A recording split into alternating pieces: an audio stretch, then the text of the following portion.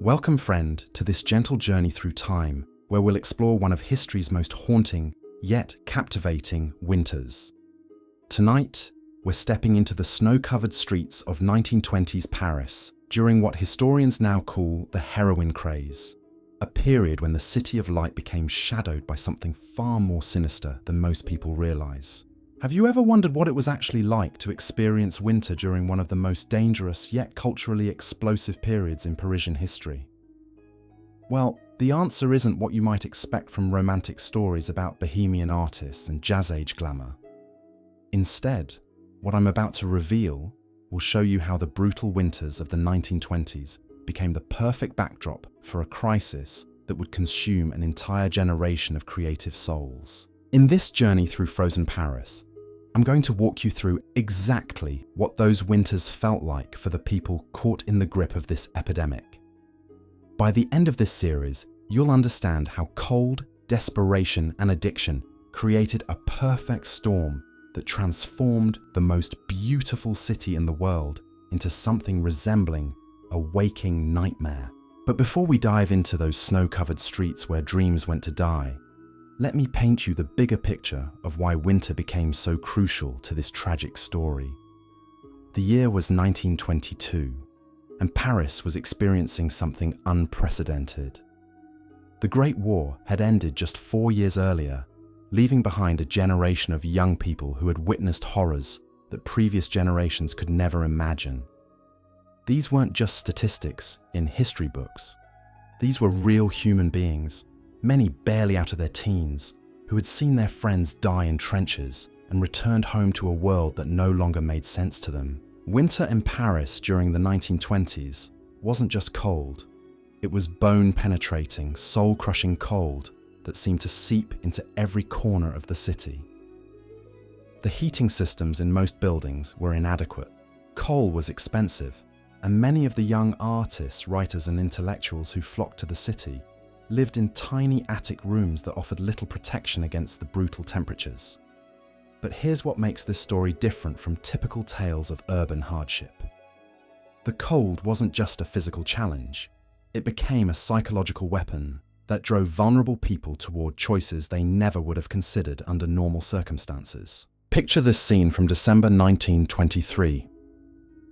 Marie-Claire Dubois, a 19-year-old aspiring painter from Lyon, sits shivering in her cramped studio apartment in Montmartre. The thin walls offer no barrier against the wind that howls through the narrow streets below. Her fingers are too numb to hold a paintbrush steady, and she hasn't eaten a proper meal in 3 days because she spent her last francs on canvas and paint. This is the reality that thousands of young people faced every winter in Paris during this era. But Marie-Claire's story takes a darker turn that represents what happened to so many others during these frozen months. A charming older artist named Henri approaches her at a cafe, noticing her obvious struggle. He offers her warmth, food, and most importantly, something he claims will help her forget about the cold and the hunger.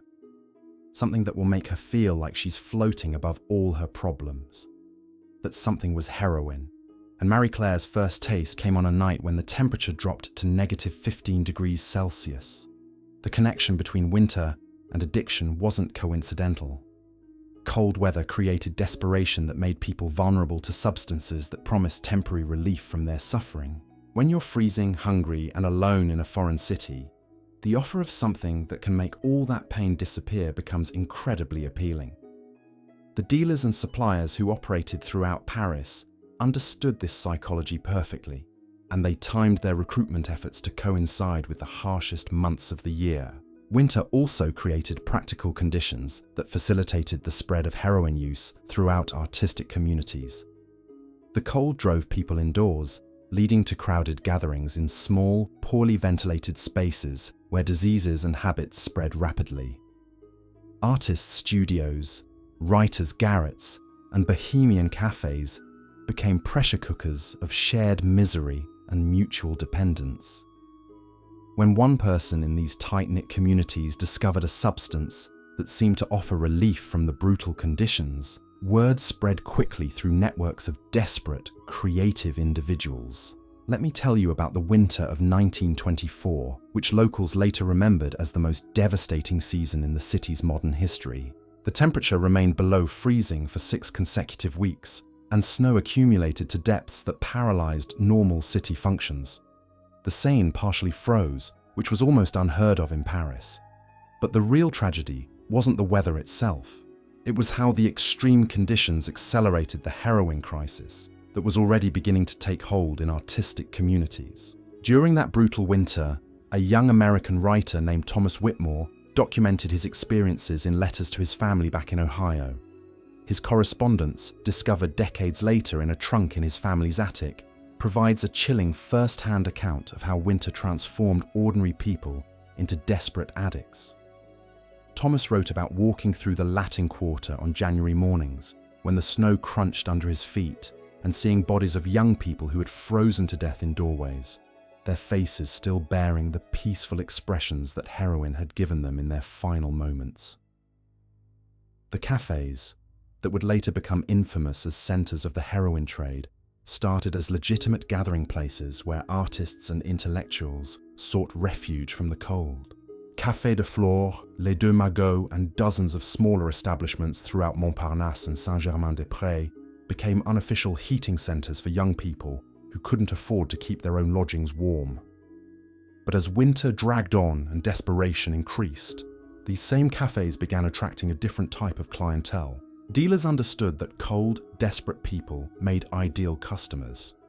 They would position themselves in these warm, gathering places, offering substances that promised not just physical warmth, but emotional escape from the harsh realities of winter survival in an expensive city.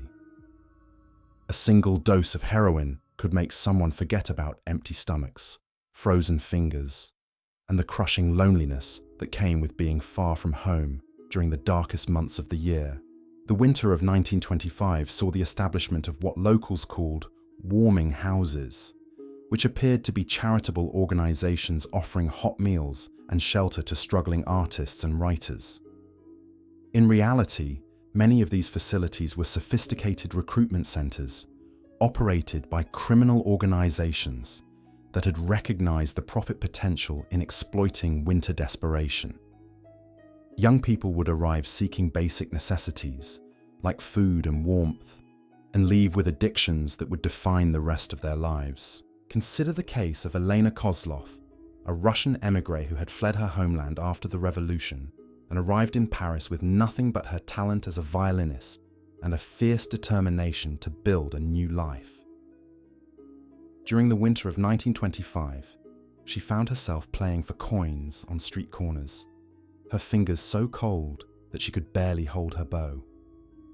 A well-dressed woman approached her one evening, claiming to represent a charitable organization that helped refugee musicians. The woman offered Elena warm shelter, regular meals, and the opportunity to perform for appreciative audiences in private salons.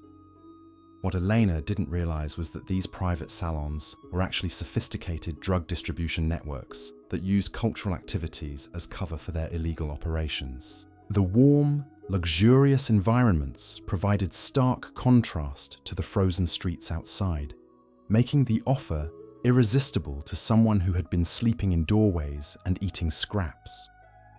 Once inside these networks, Elena discovered that the warmth and comfort came with expectations. Participation in certain activities was required, and those activities gradually introduced her to substances that made the cold seem irrelevant. The psychological impact of winter during this period cannot be overstated. Seasonal depression, which we now understand as a legitimate medical condition, was not recognized by physicians in the 1920s. Young people suffering from what we would now diagnose as severe seasonal affective disorder were told they simply needed to work harder or develop stronger character. This lack of understanding about mental health created additional vulnerability that criminal organizations learned to exploit systematically. Winter also affected the supply chains that brought heroin into Paris, creating artificial scarcity that drove up prices and increased the desperation of people who had already become dependent. Ships carrying contraband had difficulty navigating frozen rivers and canals. Border crossings became more heavily monitored as customs officials sought warm indoor assignments.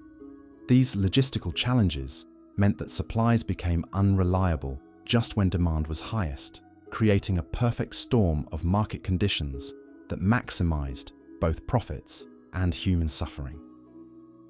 The clothing worn by heroin users during these winters tells its own tragic story. Many had sold their warm coats, hats, and boots to fund their addictions, leaving them even more vulnerable to the cold.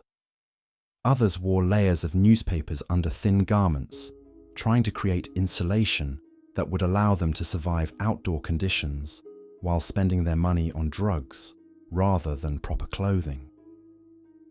Police reports from the period describe finding bodies of young people who had frozen to death while wearing expensive jewelry or carrying valuable art supplies, having chosen to maintain their addictions rather than trade these items for warm clothing.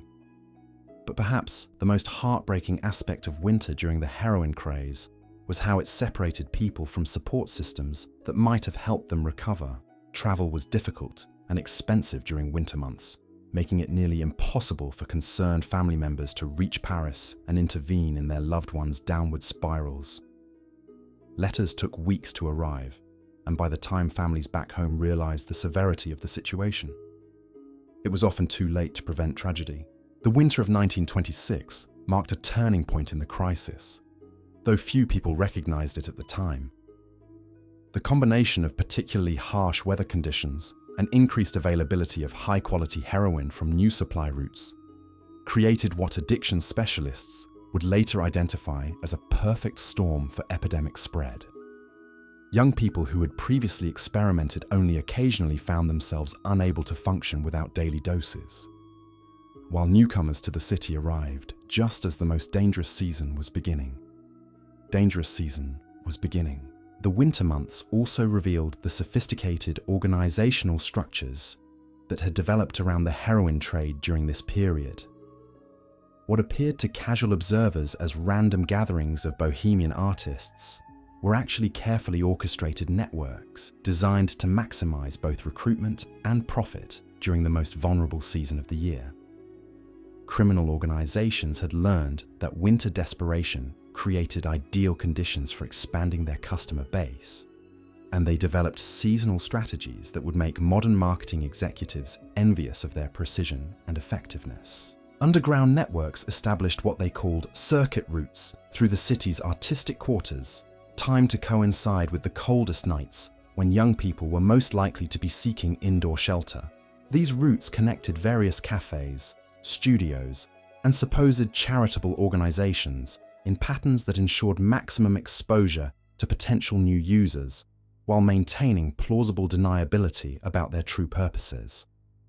A struggling poet might start the evening at a legitimate literary discussion in Saint-Germain, move to a supposedly charitable soup kitchen in the Latin Quarter, and end up at a private studio gathering in Montmartre, each stop gradually introducing them to more dangerous substances and more compromising situations.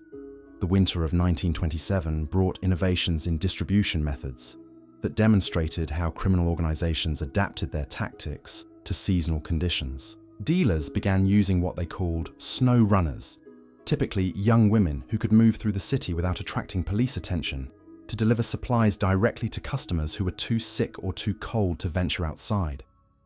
These runners often posed as concerned friends or charitable volunteers, carrying what appeared to be care packages containing food, warm clothing, and medical supplies. Hidden within these seemingly innocent deliveries were the drugs that kept customers dependent, while generating enormous profits for the organizations that controlled the trade. Temperature records from this period show that the winter of 1927 was one of the coldest on record, with some nights reaching temperatures that had not been experienced in Paris for over a century. The extreme conditions created desperation that extended far beyond the usual population of struggling artists and writers. Middle-class students, young professionals, and even some members of established families found themselves unable to afford adequate heating and began seeking the temporary warmth and euphoria that heroin promised. This expansion of the user base created new challenges for the criminal organizations, but also new opportunities. They developed tiered systems that offered different qualities of product at different price points, ensuring that people from various economic backgrounds could find something within their budget. The cheapest options were often dangerously impure, cut with substances that created additional health risks, while premium products were reserved for customers who could pay higher prices or who provided other valuable services to the organizations.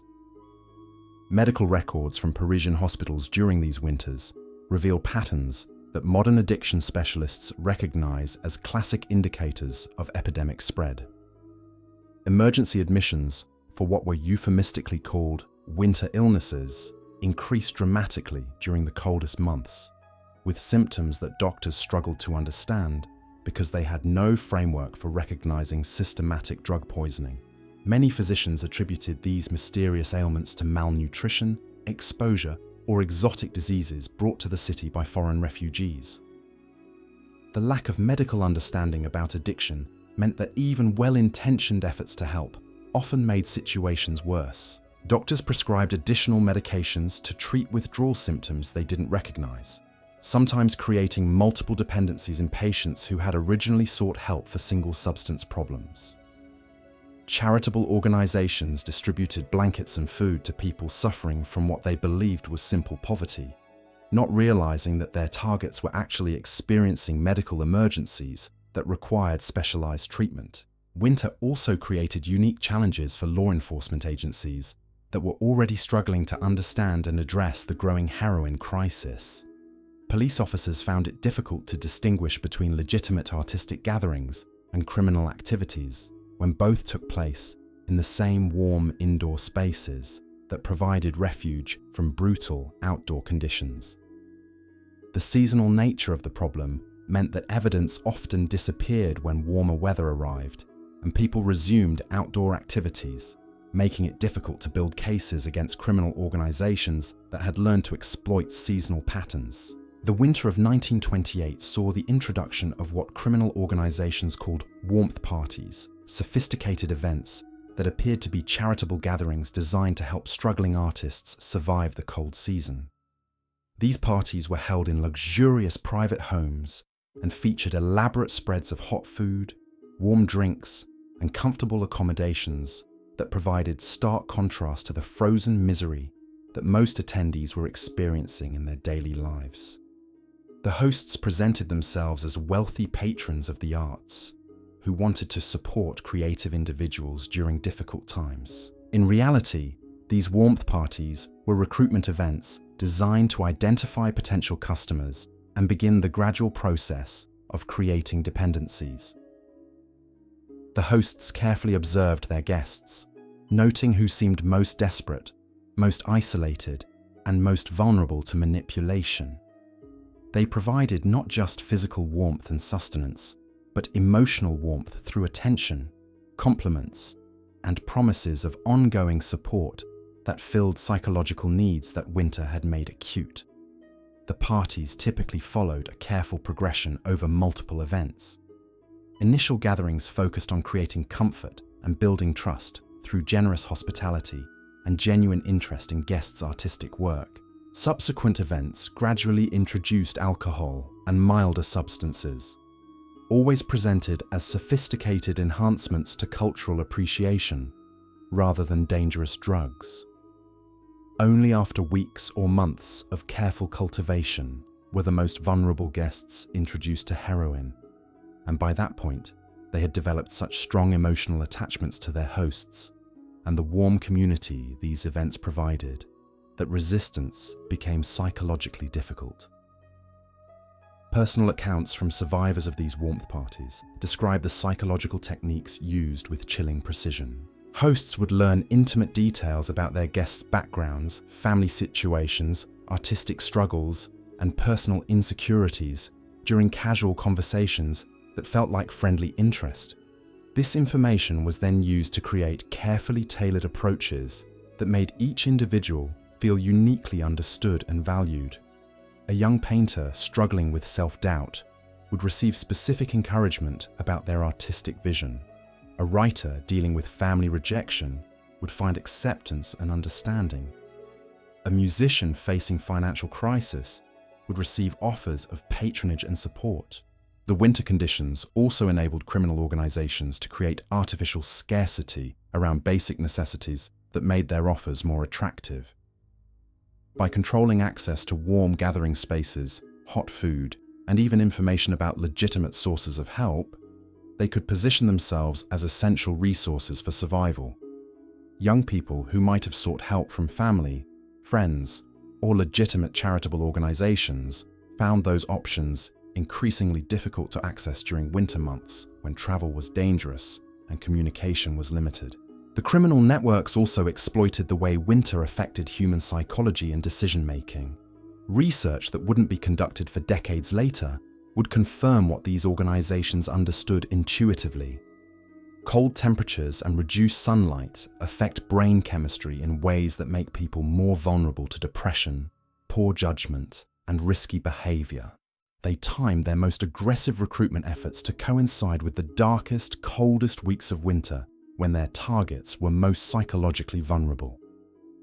By 1928, the winter heroin crisis had become so severe that it began attracting attention from international observers who were documenting the broader cultural changes taking place in post-war Europe. Foreign journalists and social workers who visited Paris during winter months reported being shocked by the transformation they witnessed compared to the city's reputation for artistic vitality and cultural sophistication. The contrast between Paris's international image and the reality of winter conditions for young people caught in the heroin crisis became a source of diplomatic embarrassment for French authorities. These international observers also documented how the crisis was beginning to spread beyond Paris to other major European cities as criminal organizations expanded their operations and as young people who had become addicted in Paris carried their dependencies with them when they traveled. The winter months became particularly dangerous periods for this geographic spread because seasonal depression and harsh weather conditions created similar vulnerabilities in other urban centers. The winter of 1928 would prove to be the last season when the heroin crisis could operate with relative impunity, though none of the participants recognized this at the time. Changes were already beginning that would eventually lead to the comprehensive crackdown that would destroy the networks that had thrived during these brutal winter months. But for the thousands of young people who were experiencing their first or final winter in the grip of addiction, these broader historical forces remained invisible against the immediate reality of trying to survive another frozen night in a city that had promised them artistic fulfillment, but delivered something far more dangerous. The transformation that winter brought to individual lives during this period reveals patterns that would haunt families for generations. Take the case of Philippe Moreau, a promising young sculptor from Bordeaux who arrived in Paris during the autumn of 1928 with letters of introduction to established artists and enough money to sustain himself through the winter months. Philippe's story represents thousands of similar trajectories that played out across the frozen streets of the city during these years. Philippe had secured a small studio space in Belleville, far from the fashionable artistic quarters, but affordable enough to allow him to focus on his work rather than constantly worrying about rent. His plan was simple: spend the winter months creating a portfolio of pieces that would establish his reputation when spring arrived and the gallery season resumed in earnest. He had calculated his expenses carefully, budgeting for materials, food, and heating costs based on information provided by other artists who had made similar transitions. But Philippe's careful calculations failed to account for the psychological impact of prolonged isolation in a tiny, barely heated space during one of the most severe winters in recent memory.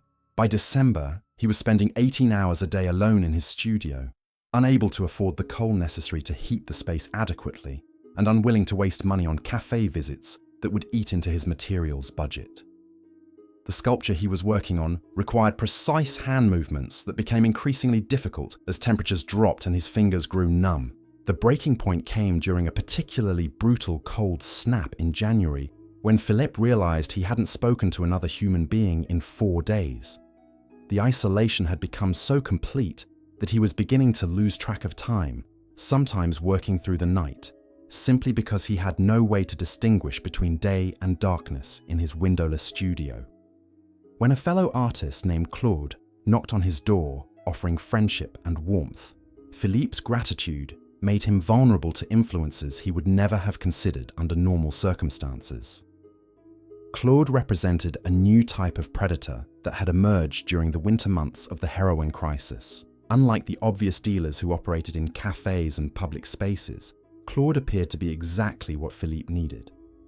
A successful artist who understood the struggles of creative work and offered genuine companionship during the most isolated period of the year. Claude's studio was warm, well-lit, and filled with interesting people who seemed to appreciate Philippe's work and welcomed him into their community. What Philippe didn't realize was that Claude's warm, welcoming studio served as a sophisticated recruitment center designed specifically to target isolated artists during the winter months. The community that had embraced him so readily was actually a carefully constructed network of users, dealers, and facilitators who worked together to identify and cultivate new customers. The warmth, friendship, and artistic validation he received came with subtle but persistent pressure to participate in activities that gradually introduced him to increasingly dangerous substances. The progression from isolation to addiction followed patterns that criminal organizations had refined through years of experimentation during winter months. Philippe's first experiences with drugs came disguised as artistic exploration, presented as techniques that successful artists used to enhance their creative vision and break through conventional limitations. The substances were introduced gradually, always in social settings that reinforced the idea that drug use was a normal part of sophisticated artistic culture. The physical effects of heroin proved particularly appealing to someone who had been struggling with cold, hunger, and isolation for months. The drug didn't just provide euphoria, it created sensations of warmth that made winter conditions seem irrelevant and eliminated the gnawing anxiety that had been building as Philippe's money dwindled and his artistic progress stalled. For someone whose daily existence had become a constant struggle against physical discomfort and psychological despair, heroin offered complete relief from problems that had seemed insurmountable. But the most insidious aspect of Philippe's recruitment was how it exploited his artistic identity and professional ambitions. The people who introduced him to heroin weren't random criminals seeking profit. They were individuals who understood artistic culture and could speak credibly about creative processes, aesthetic theories, and professional opportunities. They convinced Philippe that drug use would enhance rather than hinder his artistic development, pointing to examples of successful artists who had supposedly achieved greatness through chemical enhancement of their creative abilities. The winter environment made verification of these claims nearly impossible. Gallery visits were limited by weather conditions, professional networking events were suspended until spring, and communication with established artists was difficult when heating costs made social gatherings expensive. Philippe had no reliable way to distinguish between legitimate artistic advice and manipulation designed to serve criminal interests. The isolation that winter imposed made him dependent on information provided by the only people who offered him warmth and companionship during the most difficult months of the year.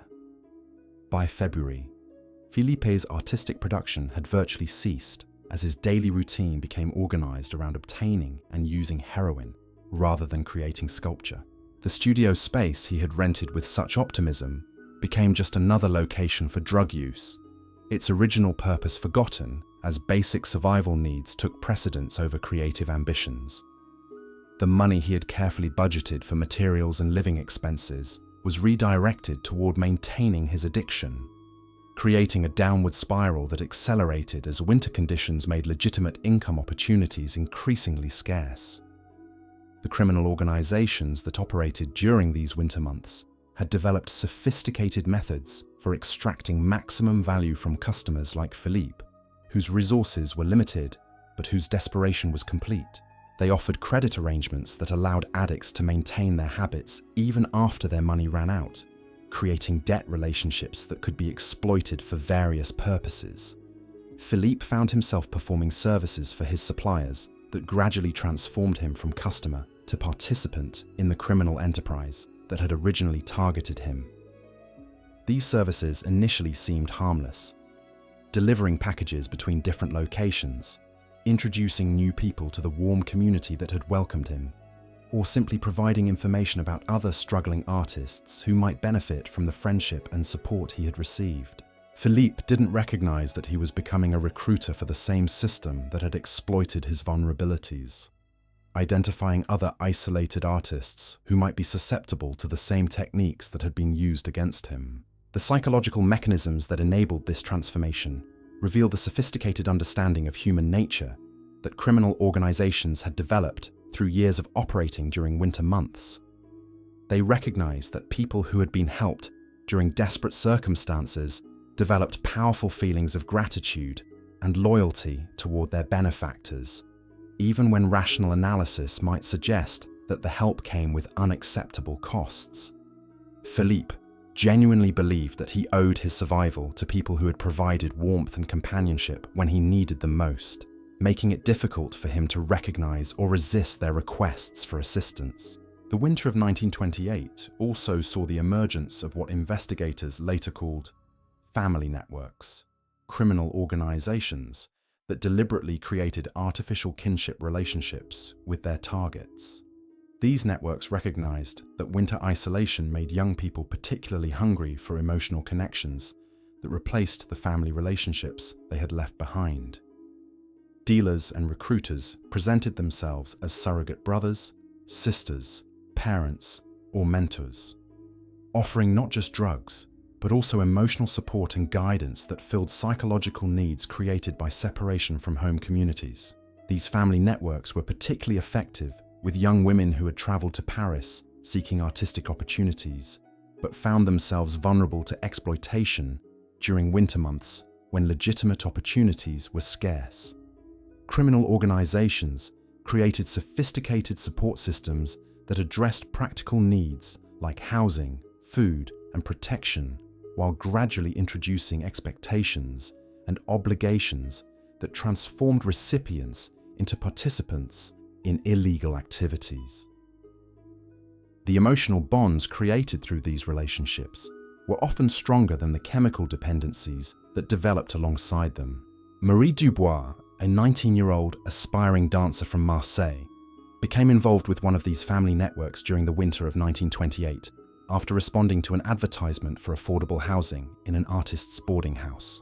The boarding house appeared to be exactly what she needed: warm, safe accommodation at a price she could afford, surrounded by other young artists who shared her interests and ambitions. The older woman who managed the facility, Madame Laurent, presented herself as a maternal figure who understood the challenges facing young artists and wanted to help them succeed. What Marie didn't realize was that the boarding house served as a sophisticated recruitment and control center for a criminal organization that specialized in exploiting young women during winter months when they were most vulnerable to manipulation. Madame Laurent had developed precise techniques for identifying residents who were struggling financially or emotionally, offering them increasingly personal support that created feelings of dependence and obligation. The transformation from tenant to victim occurred so gradually that most residents never recognized when they had crossed the line from receiving help to being controlled. The family network that operated through Marie's boarding house used winter conditions to create artificial crises that made residents more dependent on the support system provided by the organization. Heating problems that required residents to share rooms, food shortages that necessitated group meals, and transportation difficulties that limited outside contact were all carefully orchestrated to strengthen internal relationships while weakening connections to external support systems. By spring, many residents had become so integrated into the artificial family structure that leaving seemed psychologically impossible even when they recognized the dangerous nature of their situation.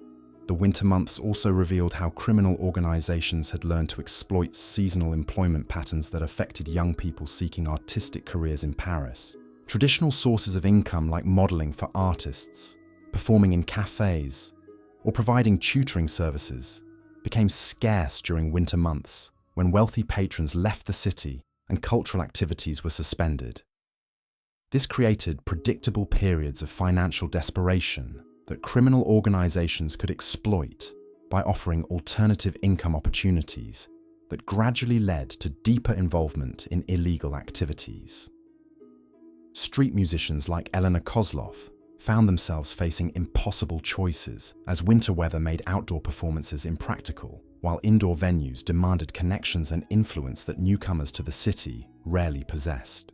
The warming houses that appeared to offer charitable assistance to struggling performers were actually recruitment centers designed to identify individuals whose skills and desperation made them valuable assets for criminal organizations. Elena's violin playing, which had been her source of legitimate income, became a tool for attracting customers to illegal establishments where her musical performances provided cover for drug transactions. The sophistication of these operations during winter months revealed organizational capabilities that law enforcement agencies were completely unprepared to address. Criminal networks had developed seasonal strategies that took advantage of weather patterns, social customs, and economic cycles in ways that maximized both profits and recruitment. While minimizing risks of detection, they understood that winter created natural cover for their activities, as reduced police patrols, limited visibility, and focus on weather-related problems diverted attention from the systematic exploitation of vulnerable populations. Intelligence gathered by criminal organizations during winter months provided them with detailed information about potential customers, law enforcement capabilities, and competitive threats that informed their operations throughout the year. They used the forced intimacy created by winter conditions to gather personal information about targets that could be used for blackmail, recruitment, or market expansion. The social networks that formed around shared survival needs during winter months became intelligence assets that criminal organizations exploited long after the weather had improved. The winter of 1928 marked the peak of these sophisticated criminal operations, though participants had no way of recognizing that they were living through the final season when such activities could operate with relative impunity. Changes in law enforcement approaches, international cooperation, and public awareness were already beginning that would eventually lead to the comprehensive crackdown that would destroy the networks that had thrived during these winter months. But for the thousands of young people experiencing their final winter in the grip of addiction, these broader historical forces remained invisible against the immediate reality of trying to survive another frozen night in a city that had promised them artistic fulfillment, but delivered systematic exploitation instead. The physical evidence of winter's impact during this period tells a story that official records often overlooked or deliberately obscured. Building superintendents throughout the artistic quarters of Paris began noticing patterns that would later prove crucial to understanding the scope of the crisis. Apartments that had been rented to promising young artists in autumn were frequently abandoned by spring, their contents left behind as if the occupants had simply vanished into the winter night. These abandoned spaces revealed the desperate measures people had taken to survive the cold months. Furniture had been broken apart and burned for warmth, leaving behind charred remnants and smoke stains that told stories of final attempts to maintain basic comfort. Personal belongings were often arranged in strange configurations that suggested their owners had been operating under the influence of substances that altered their perception of reality. Paintings were left half-finished, their surfaces cracked from freezing temperatures that had been allowed to penetrate living spaces when fuel money had been redirected toward other needs. The landlords who discovered these scenes initially attributed them to typical bohemian eccentricity or simple poverty, but patterns began emerging that suggested something more systematic was occurring. Multiple apartments in the same building showed similar signs of abandonment, always during the coldest months, always with valuable items left behind that could have been sold to pay rent or buy food.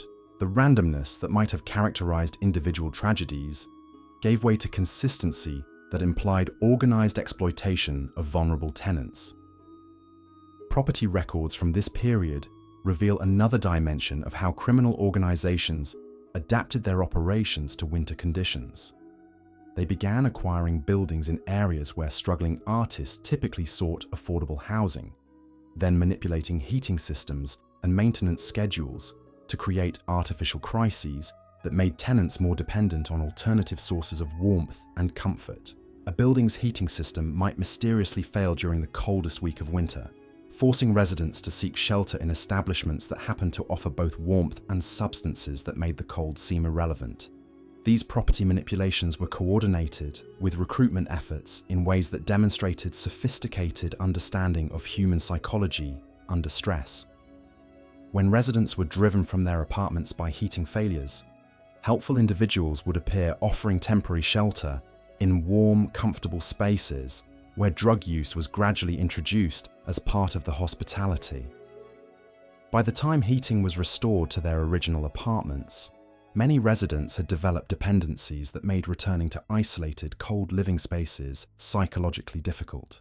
The winter of 1929 brought innovations in criminal methodology that would later be recognized as precursors to modern organized crime techniques. Criminal networks began using what they called temperature surveillance, systematic monitoring of weather conditions and heating system failures throughout the city to identify optimal times and locations for recruitment activities. They developed detailed maps of neighborhoods that correlated building heating capabilities with resident demographics, allowing them to predict where and when people would be most vulnerable to their approaches.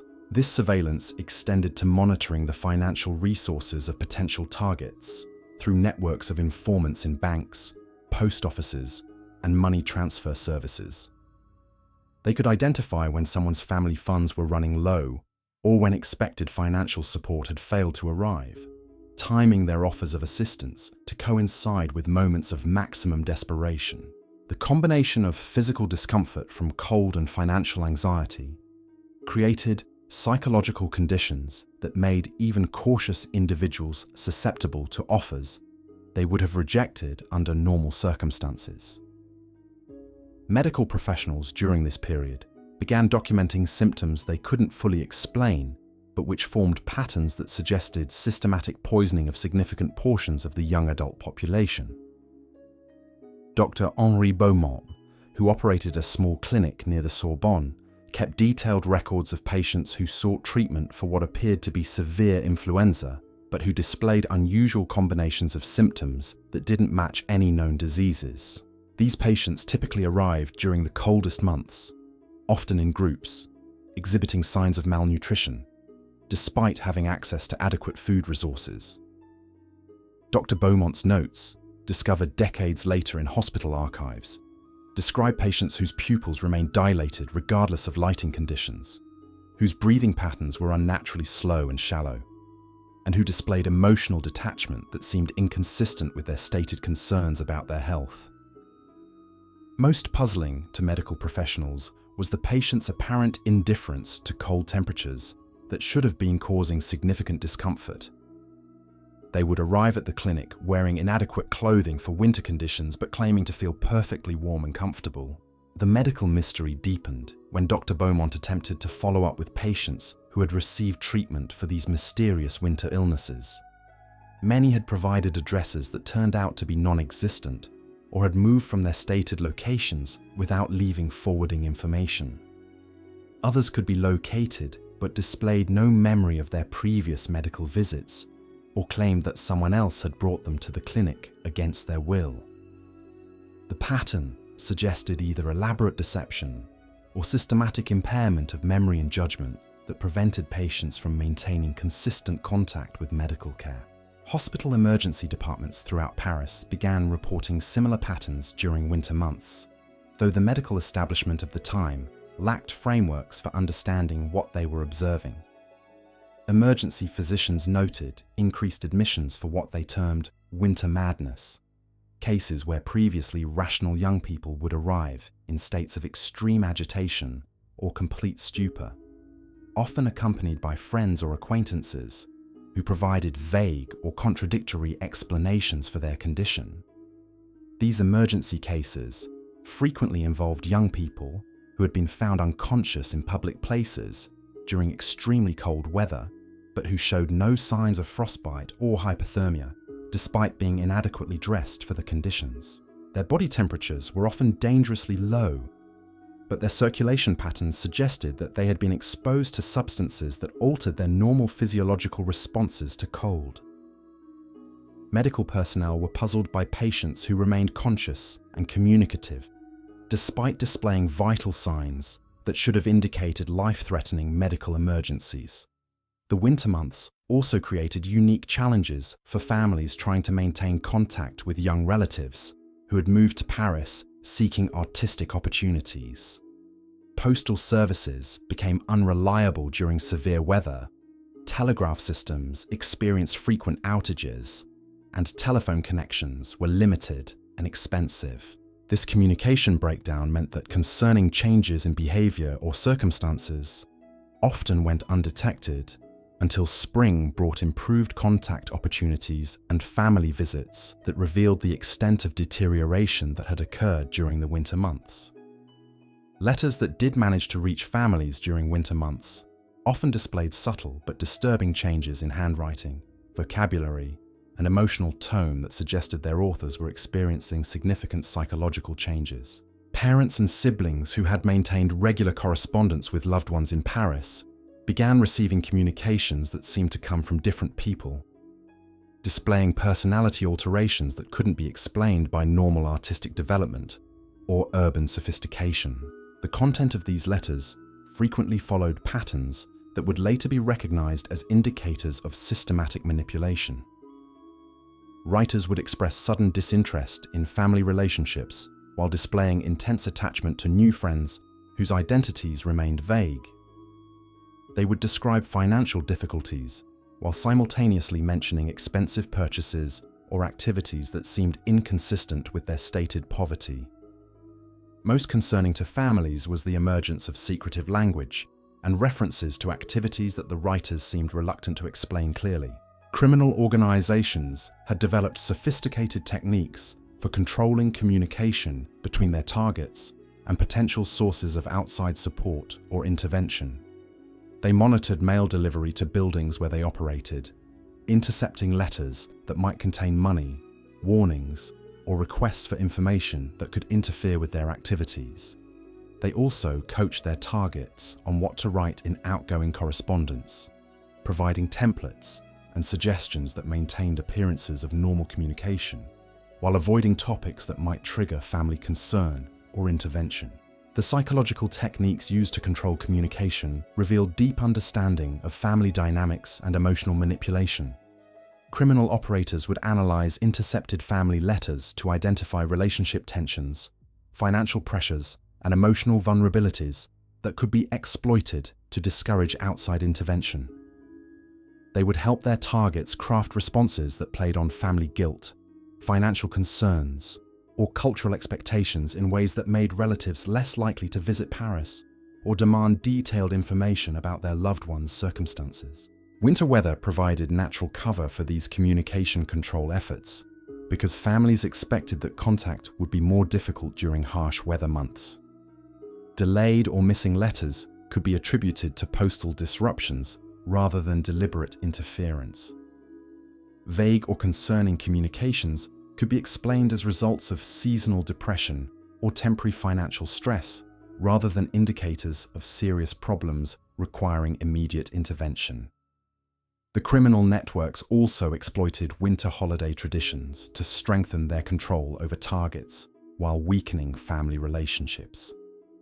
They organized elaborate holiday celebrations that provided warmth, food, and companionship during times when targets would normally be thinking about home and family connections. These artificial celebrations created emotional experiences that competed with family memories while reinforcing the idea that the criminal network provided better support and understanding than biological relatives. These holiday gatherings were carefully orchestrated to maximize emotional impact while introducing new levels of drug use and criminal activity. Participants were encouraged to view the network as their chosen family, superior to biological relatives who supposedly didn't understand their artistic ambitions or sophisticated urban lifestyle. The timing of these events during traditional family holidays created psychological conflicts that made targets feel guilty about missing family celebrations, while simultaneously providing them with seemingly superior alternatives. The winter of 1929 saw the introduction of what criminal organizations called reunion resistance, systematic techniques for discouraging targets from returning home during traditional family gathering periods. They created artificial crises that required targets to remain in Paris, offered special opportunities that couldn't be postponed, or simply made travel arrangements impossible through various forms of sabotage or misdirection. When targets did attempt to return home during winter months, criminal organizations often arranged for them to be accompanied by handlers who posed as friends or romantic partners, but who were actually assigned to monitor their activities and ensure their return to Paris. These handlers were trained to identify signs of family intervention or attempts to separate targets from their addictions, providing early warning that allowed criminal networks to develop counter-strategies or simply write off targets who were becoming too difficult to control. The handlers also served as intelligence gatherers who collected information about targets' family resources, relationships, and vulnerabilities that could be exploited in future manipulation efforts. They would return to Paris with detailed assessments of family wealth, internal dynamics, and potential pressure points that criminal organizations could use to discourage future intervention attempts, or even to expand their operations to target additional family members. The sophistication of these winter operations reached levels that would not be seen again in criminal history until the development of modern organized crime syndicates decades later. The networks operating in Paris during the late 1920s had created integrated systems that combined real estate manipulation, medical exploitation, communication control, and psychological warfare in ways that maximized their ability to recruit, control, and profit from vulnerable populations during the most dangerous months of the year. Intelligence documents recovered much later would reveal that these criminal organizations had developed detailed operational manuals that could be used to replicate their techniques in other cities and during other seasons. The winter crisis in Paris was not just a local tragedy, but a testing ground for criminal methodologies that would eventually spread throughout Europe and beyond, carried by operatives who had learned their techniques during the brutal winter months, when desperate young people proved that human nature could be systematically exploited by those who understood its weaknesses. As the winter of 1929 drew toward its close, few participants in the ongoing crisis recognized that they were living through the final season when such sophisticated criminal exploitation could operate with relative impunity. The networks that had perfected their techniques during years of brutal winter months had created their own destruction through the very success of their operations, attracting attention and generating evidence that would eventually lead to their systematic dismantling. But for the thousands of young people who had experienced their transformation from hopeful artists to desperate addicts during these winter months, the approaching spring offered no promise of redemption or return to their former lives. The changes that winter had wrought in their bodies, minds, and souls would prove more permanent than the seasonal cycles that had enabled their exploitation, creating tragedies that would echo through families and communities for generations after the criminal networks that had created them had been destroyed. Networks that had created them had been destroyed. The spring of 1929 arrived in Paris with a cruelty that those who had survived the winter months could barely comprehend. As temperatures began to rise and the first tentative buds appeared on the plane trees lining the boulevards, the true extent of what had transpired during those frozen months became impossible to ignore. The warming weather that should have brought relief and renewal instead revealed a landscape of human devastation that shocked even the most cynical observers of Parisian society. Police reports from April and May of 1929 document a phenomenon that investigators struggled to categorize or explain. As the snow melted and spring cleaning commenced throughout the city's artistic quarters, building superintendents began discovering what they initially assumed were isolated tragedies, but which soon revealed themselves to be part of a systematic catastrophe. In building after building, apartment after apartment, the evidence accumulated of lives that had been systematically destroyed during the preceding winter months. The physical evidence told stories that survivors were either unable or unwilling to articulate. Apartments that had been rented to promising young artists contained collections of personal belongings that suggested their owners had undergone complete personality transformations during the cold months. Paintings were left half-finished, their surfaces bearing evidence of techniques and subject matter that bore no resemblance to the artist's previous work. Sculptures had been abandoned mid-creation, their forms twisted into shapes that suggested the influence of altered consciousness rather than artistic vision. More disturbing were the personal items that revealed the progression of addiction and exploitation. Expensive clothing and jewelry were found alongside crude, improvised drug paraphernalia, suggesting that valuable possessions had been gradually sold or traded to maintain access to substances.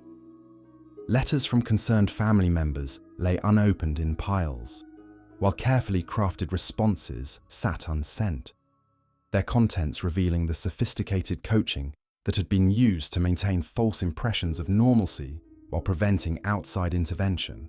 The medical community began to recognize patterns that had been invisible during the crisis itself, but which became undeniable as spring brought survivors seeking help for conditions that physicians had never encountered before.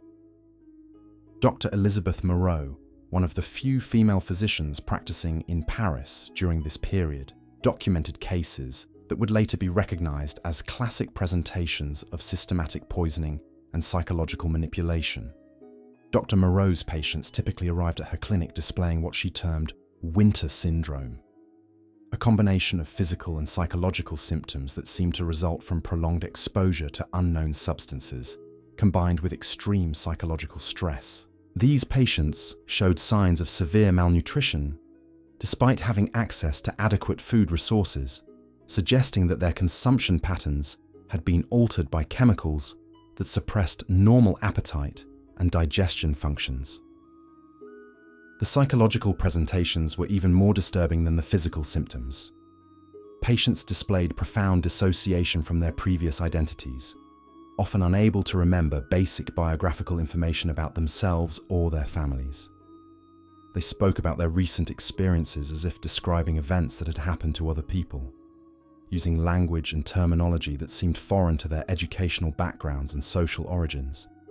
Most concerning to Dr.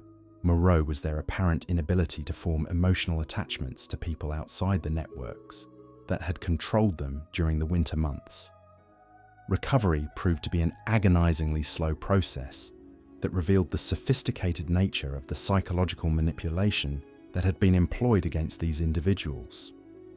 Patients who had been successful artists, writers, or musicians before their winter experiences showed no interest in returning to their previous pursuits, claiming that such activities now seemed meaningless or impossible to them.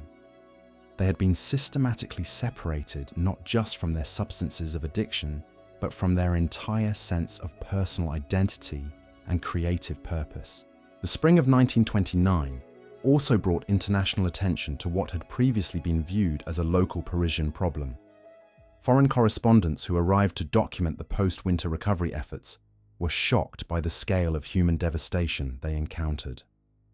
American journalist Margaret Sinclair wrote dispatches to newspapers throughout the United States describing scenes that she compared to battlefield casualties, young people whose minds and bodies bore the wounds of a war that most of the world had never recognized was being fought. Sinclair's reporting revealed that the winter crisis had not been limited to French citizens or even to European nationals. Young Americans who had traveled to Paris seeking artistic education and cultural sophistication had been systematically targeted by criminal organizations that recognized their particular vulnerabilities as foreigners without strong local support networks. The isolation that made American expatriates appealing to criminal recruiters also made their disappearance or deterioration less likely to trigger immediate intervention from authorities. The international scope of the victimization created diplomatic complications that French authorities had not anticipated. Embassy officials from multiple countries began demanding explanations for what had happened to their citizens during the winter months, while families throughout Europe and America sought information about relatives who had stopped communicating during the coldest periods of the year. The French government found itself attempting to explain criminal activities that it had failed to detect or prevent, despite clear evidence that sophisticated organizations had been operating with impunity for years. Intelligence agencies from several nations began conducting their own investigations into the criminal networks that had operated during the winter months, recognizing that the techniques developed in Paris could be replicated in their own countries. The sophistication of the operations impressed even experienced intelligence professionals, who noted that the criminal organizations had demonstrated capabilities that rivaled those of established espionage services. The spring investigations revealed that the criminal networks had been far more extensive and better organized than anyone had realized during the crisis itself. What had appeared to be independent groups operating in different neighborhoods were actually components of a single integrated organization that had divided Paris into territories and specialized functions. Some groups focused on recruitment, others on supply and distribution, still others on maintaining control over established customers and preventing defections or outside interference. The organizational structure that investigators uncovered resembled a sophisticated business enterprise more than traditional criminal gangs. There were detailed records of customer preferences, financial resources, and psychological profiles that had been used to maximize both recruitment effectiveness and profit extraction. Territory maps showed precise boundaries between different operational areas, with protocols for cooperation and information sharing that prevented conflicts while ensuring comprehensive coverage of potential targets throughout the city. Most disturbing was evidence that the criminal organizations had been conducting what amounted to systematic research into human vulnerability and manipulation techniques. They had documented which approaches worked best with different personality types, which substances were most effective for creating dependency in various demographic groups, and which environmental conditions maximize their ability to control targets. This research had been compiled into training materials that could be used to replicate their operations in other locations or to train new operatives in proven techniques. The spring of 1929 marked the beginning of what would become the most comprehensive criminal investigation in French history up to that point. Authorities, who had been overwhelmed by individual cases during the winter months, began to recognize that they were dealing with organized criminal enterprises that required coordinated law enforcement responses. The investigation would eventually involve multiple government agencies, international cooperation, and innovative investigative techniques that had never before been applied to criminal cases. But the investigation also revealed how thoroughly the criminal networks had penetrated legitimate institutions throughout Paris. Evidence emerged of corruption within police departments, medical facilities, and even charitable organizations that had been manipulated or compromised to serve criminal interests. The scope of institutional compromise made it difficult to determine which sources of information could be trusted and which officials might be working to protect, rather than prosecute, the criminal organizations. The financial investigation proved particularly complex because the criminal networks had developed sophisticated money laundering operations that used legitimate businesses and financial institutions to disguise their profits. They had invested criminal proceeds in real estate, art objects, and business ventures that created the appearance of legitimate wealth while providing ongoing sources of income that could fund future operations. Tracing these financial networks required expertise that few law enforcement agencies possessed at the time. Property records revealed that criminal organizations had systematically acquired buildings throughout the artistic quarters of Paris, using their ownership to control living conditions and create artificial crises that made residents more vulnerable to recruitment. They had also established front businesses that provided legitimate cover for their operations, while generating additional revenue and intelligence gathering opportunities. The integration of criminal and legitimate activities made it difficult to distinguish between lawful business practices and criminal exploitation. The human cost of the winter months became more apparent as spring progressed and survivors attempted to rebuild their lives. Many found that they had lost not just their health and financial resources, but their entire social networks and professional connections. The artistic communities that had originally attracted them to Paris had been so thoroughly infiltrated and corrupted that returning to previous relationships seemed impossible.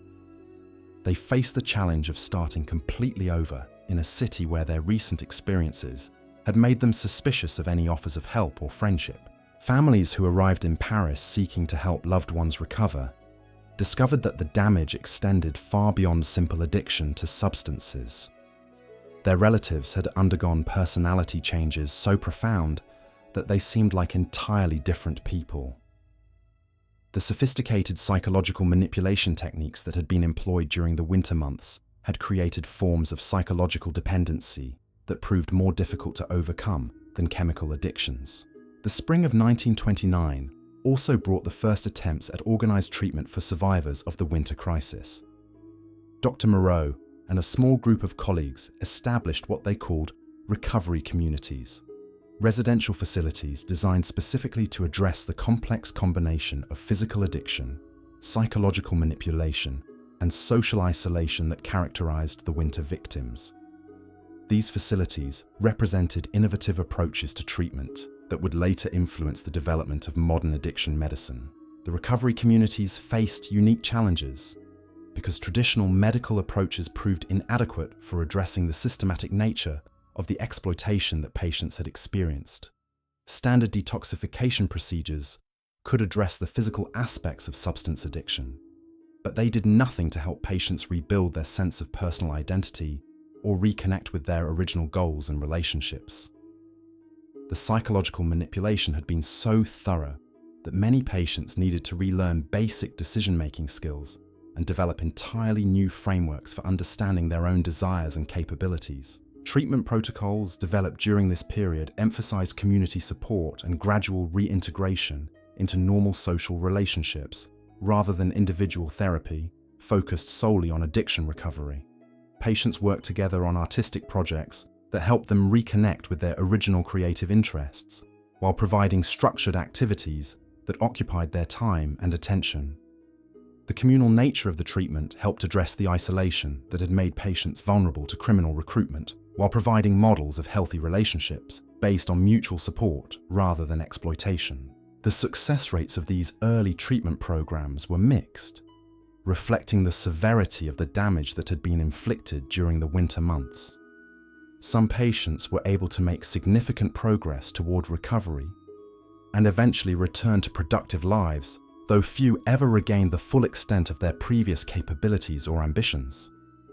Others remained permanently altered by their experiences, unable to form normal relationships or pursue independent goals even after years of treatment and support. The spring investigations also revealed the international scope of the criminal networks and their connections to similar operations in other European cities.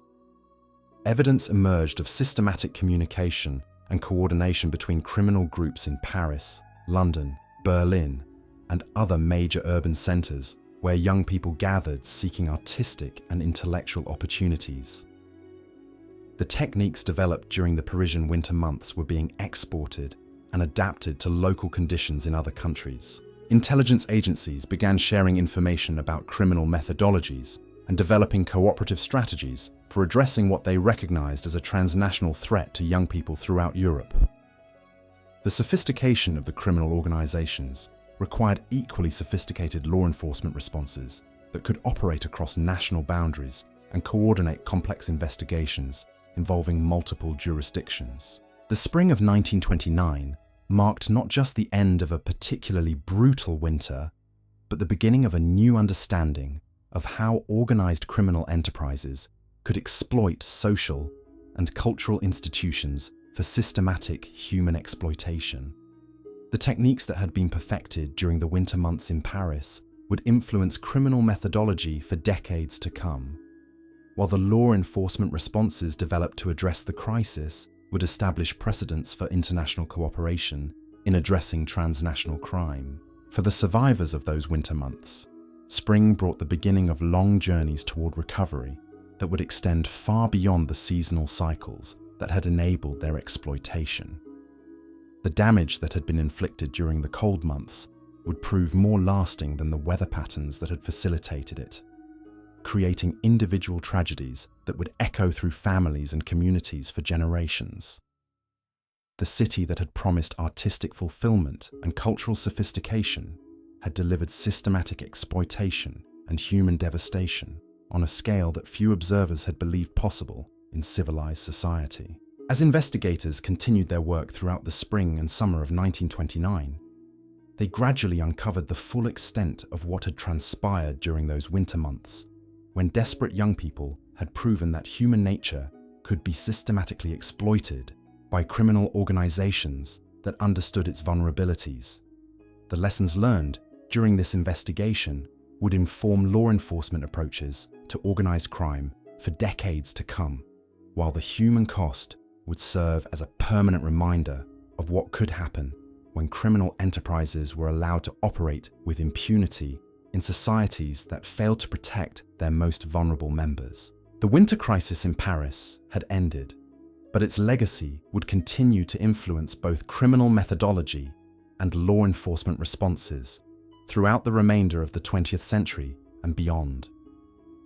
The techniques of systematic human exploitation that had been perfected during those brutal winter months would be adapted and refined by criminal organizations around the world, while the investigative and treatment approaches developed in response would establish foundations for modern understanding of organized crime and systematic human trafficking. The revelations that emerged during the spring and summer months painted a picture of criminal sophistication that challenged every assumption law enforcement had previously held about organized crime. Detective Inspector Claude Moreau, who had been assigned to lead the primary investigation, discovered that the winter operations had been supported by an intelligence network that would have impressed military strategists.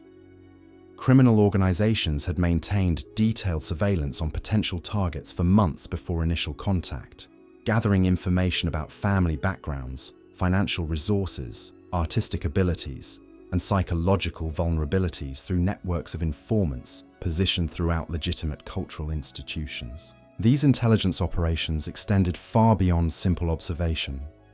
Criminal recruiters had cultivated relationships with landlords, shopkeepers, postal workers, and even medical professionals who provided regular updates about young people who might be experiencing the types of difficulties that made them susceptible to recruitment. The network of informants was so comprehensive that criminal organizations often knew more about potential targets than the individuals knew about themselves, including details about family financial situations, romantic relationships, and personal insecurities that could be exploited during recruitment processes. The timing of recruitment efforts revealed mathematical precision that suggested criminal organizations had developed scientific approaches to human exploitation. They maintained detailed weather records correlated with recruitment success rates, identifying optimal temperature ranges and atmospheric conditions that maximized their ability to approach vulnerable individuals. They tracked seasonal employment patterns in legitimate artistic industries, timing their offers of alternative income opportunities to coincide with periods when conventional work became scarce. Most sophisticated was their use of what investigators termed emotional mapping, detailed analyses of how different types of stress affected decision-making capabilities in various personality types. Criminal psychologists had apparently studied the effects of cold, hunger, isolation, and financial pressure on human judgment, developing precise formulas for creating combinations of stressors that would make targets most receptive to their approaches.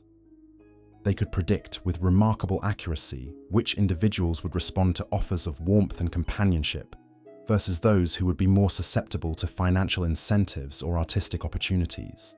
The recruitment process itself had been refined through years of experimentation into a systematic methodology that criminal organizations documented in training materials found during police raids.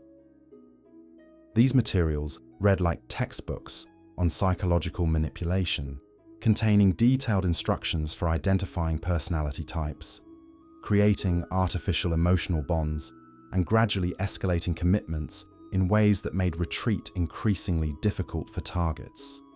The criminal organizations had essentially developed industrial processes for converting vulnerable human beings into dependent assets. The physical infrastructure supporting these operations was equally impressive in its scope and sophistication.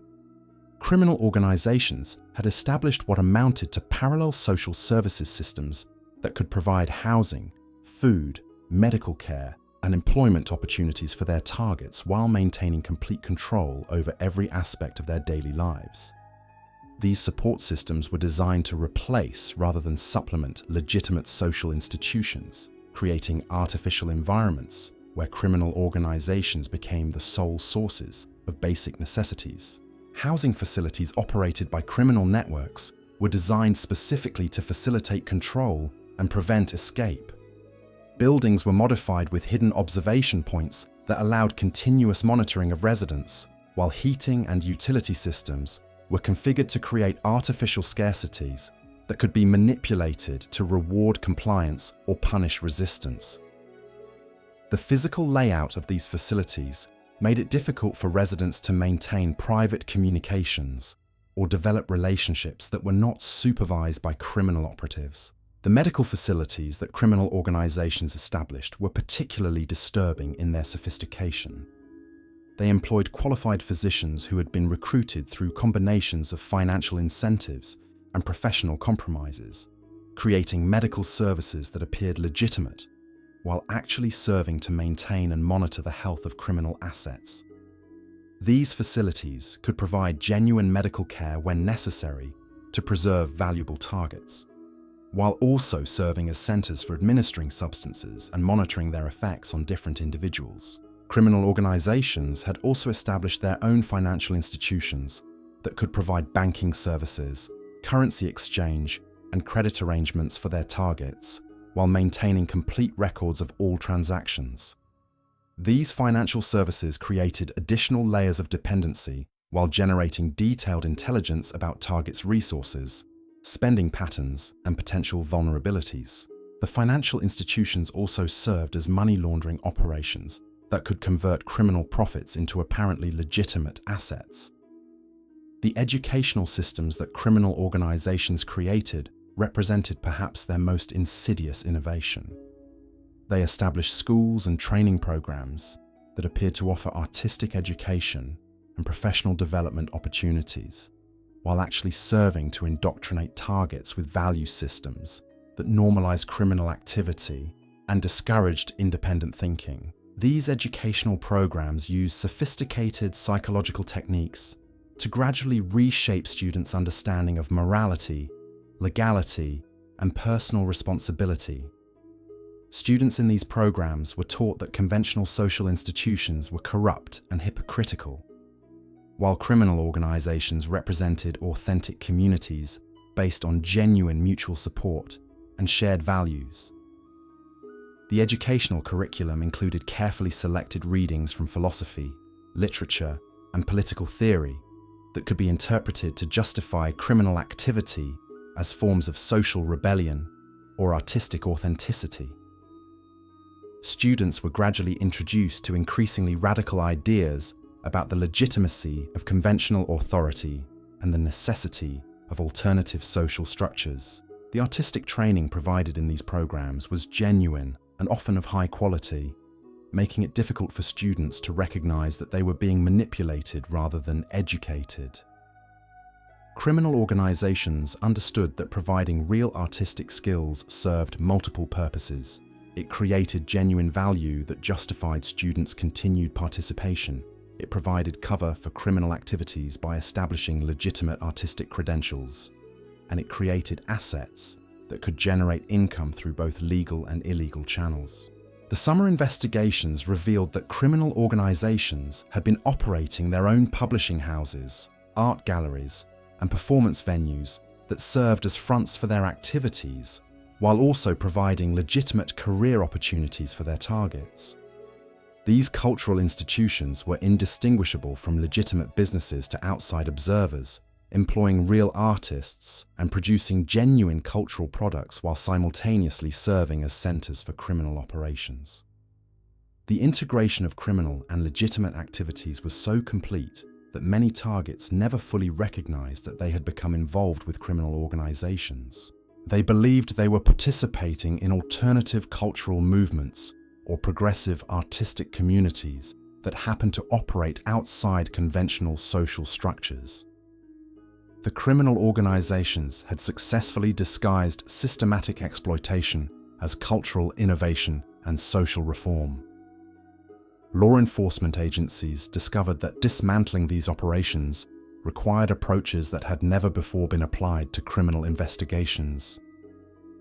Traditional methods focused on identifying specific illegal acts and prosecuting individuals responsible for committing them proved inadequate for addressing organizations that had integrated criminal activities so thoroughly into apparently legitimate cultural and social institutions. Investigators needed to develop new techniques for distinguishing between genuine artistic communities and criminal enterprises that used cultural activities as cover. The complexity of these investigations was compounded by the international scope of the criminal networks and their connections to similar operations throughout Europe.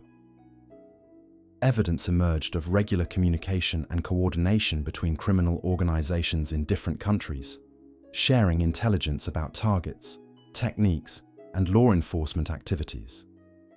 The networks had developed their own diplomatic systems that could facilitate travel and communication across national boundaries, while avoiding detection by government authorities. International cooperation in addressing these criminal networks required unprecedented levels of coordination between law enforcement agencies that had previously operated independently within their national jurisdictions. The techniques developed by criminal organizations transcended national boundaries and cultural differences, requiring equally sophisticated international responses that could address transnational criminal enterprises operating across multiple countries simultaneously. The summer of 1929 saw the establishment of what would become the first international task force dedicated to addressing organized criminal exploitation of cultural communities. Representatives from law enforcement agencies throughout Europe began sharing intelligence and coordinating investigations in ways that established precedents for modern international crime-fighting cooperation. The techniques developed during this period would influence law enforcement approaches to transnational organized crime for decades to come. The human impact of these discoveries continued to unfold as investigators uncovered the full scope of victimization that had occurred during the winter months. The numbers of young people who had been systematically exploited was far greater than initial estimates had suggested, with evidence of criminal activity affecting thousands of individuals across multiple European cities. The systematic nature of the exploitation meant that recovery efforts needed to be equally comprehensive and coordinated. Treatment facilities established during the spring months were expanded throughout the summer to address the growing numbers of survivors who were seeking help. The recovery programs developed during this period represented innovations in understanding human psychology and developing therapeutic approaches to address systematic trauma and exploitation. Medical professionals working with survivors documented patterns of psychological damage that had never before been observed or treated. The psychological effects of systematic manipulation proved to be more complex and long-lasting than the physical effects of substance addiction. Survivors struggled with fundamental questions about their own identity, judgment, and ability to form healthy relationships with others. Many expressed profound confusion about their own desires and goals, having been so thoroughly conditioned to serve the interests of criminal organizations that they had lost touch with their original motivations and ambitions. Recovery programs needed to address not just individual psychological damage, but also the social isolation that had made survivors vulnerable to criminal recruitment in the first place. Treatment approaches emphasized community building and peer support, while providing structured environments where survivors could gradually rebuild their capacity for independent decision-making and healthy relationship formation. The artistic communities that had been so thoroughly infiltrated by criminal organizations faced their own challenges in rebuilding legitimate cultural institutions. The revelation that many respected cultural figures had been compromised by criminal networks created suspicion and mistrust that made it difficult to distinguish between genuine artistic leaders and criminal operatives. Legitimate artists and cultural institutions found themselves under scrutiny that made normal cultural activities difficult to maintain. The summer of 1929 marked the beginning of a comprehensive effort to rebuild Paris's artistic communities on foundations that would be more resistant to criminal infiltration. This effort required developing new approaches to supporting young artists that provided adequate resources and community connections while maintaining appropriate safeguards against exploitation. Cultural leaders worked with law enforcement agencies to develop protocols for identifying and reporting suspicious activities while preserving the openness and creativity that made artistic communities valuable. The international attention focused on Paris during this period created opportunities for cultural exchange and cooperation that helped strengthen legitimate artistic institutions while making criminal infiltration more difficult. Artists and cultural leaders from other countries provided support and resources that helped rebuild damaged cultural communities while sharing knowledge about protecting vulnerable populations from systematic exploitation. As summer progressed into autumn, the full scope of what had transpired during the previous winter months became clear to investigators, survivors, and the broader public.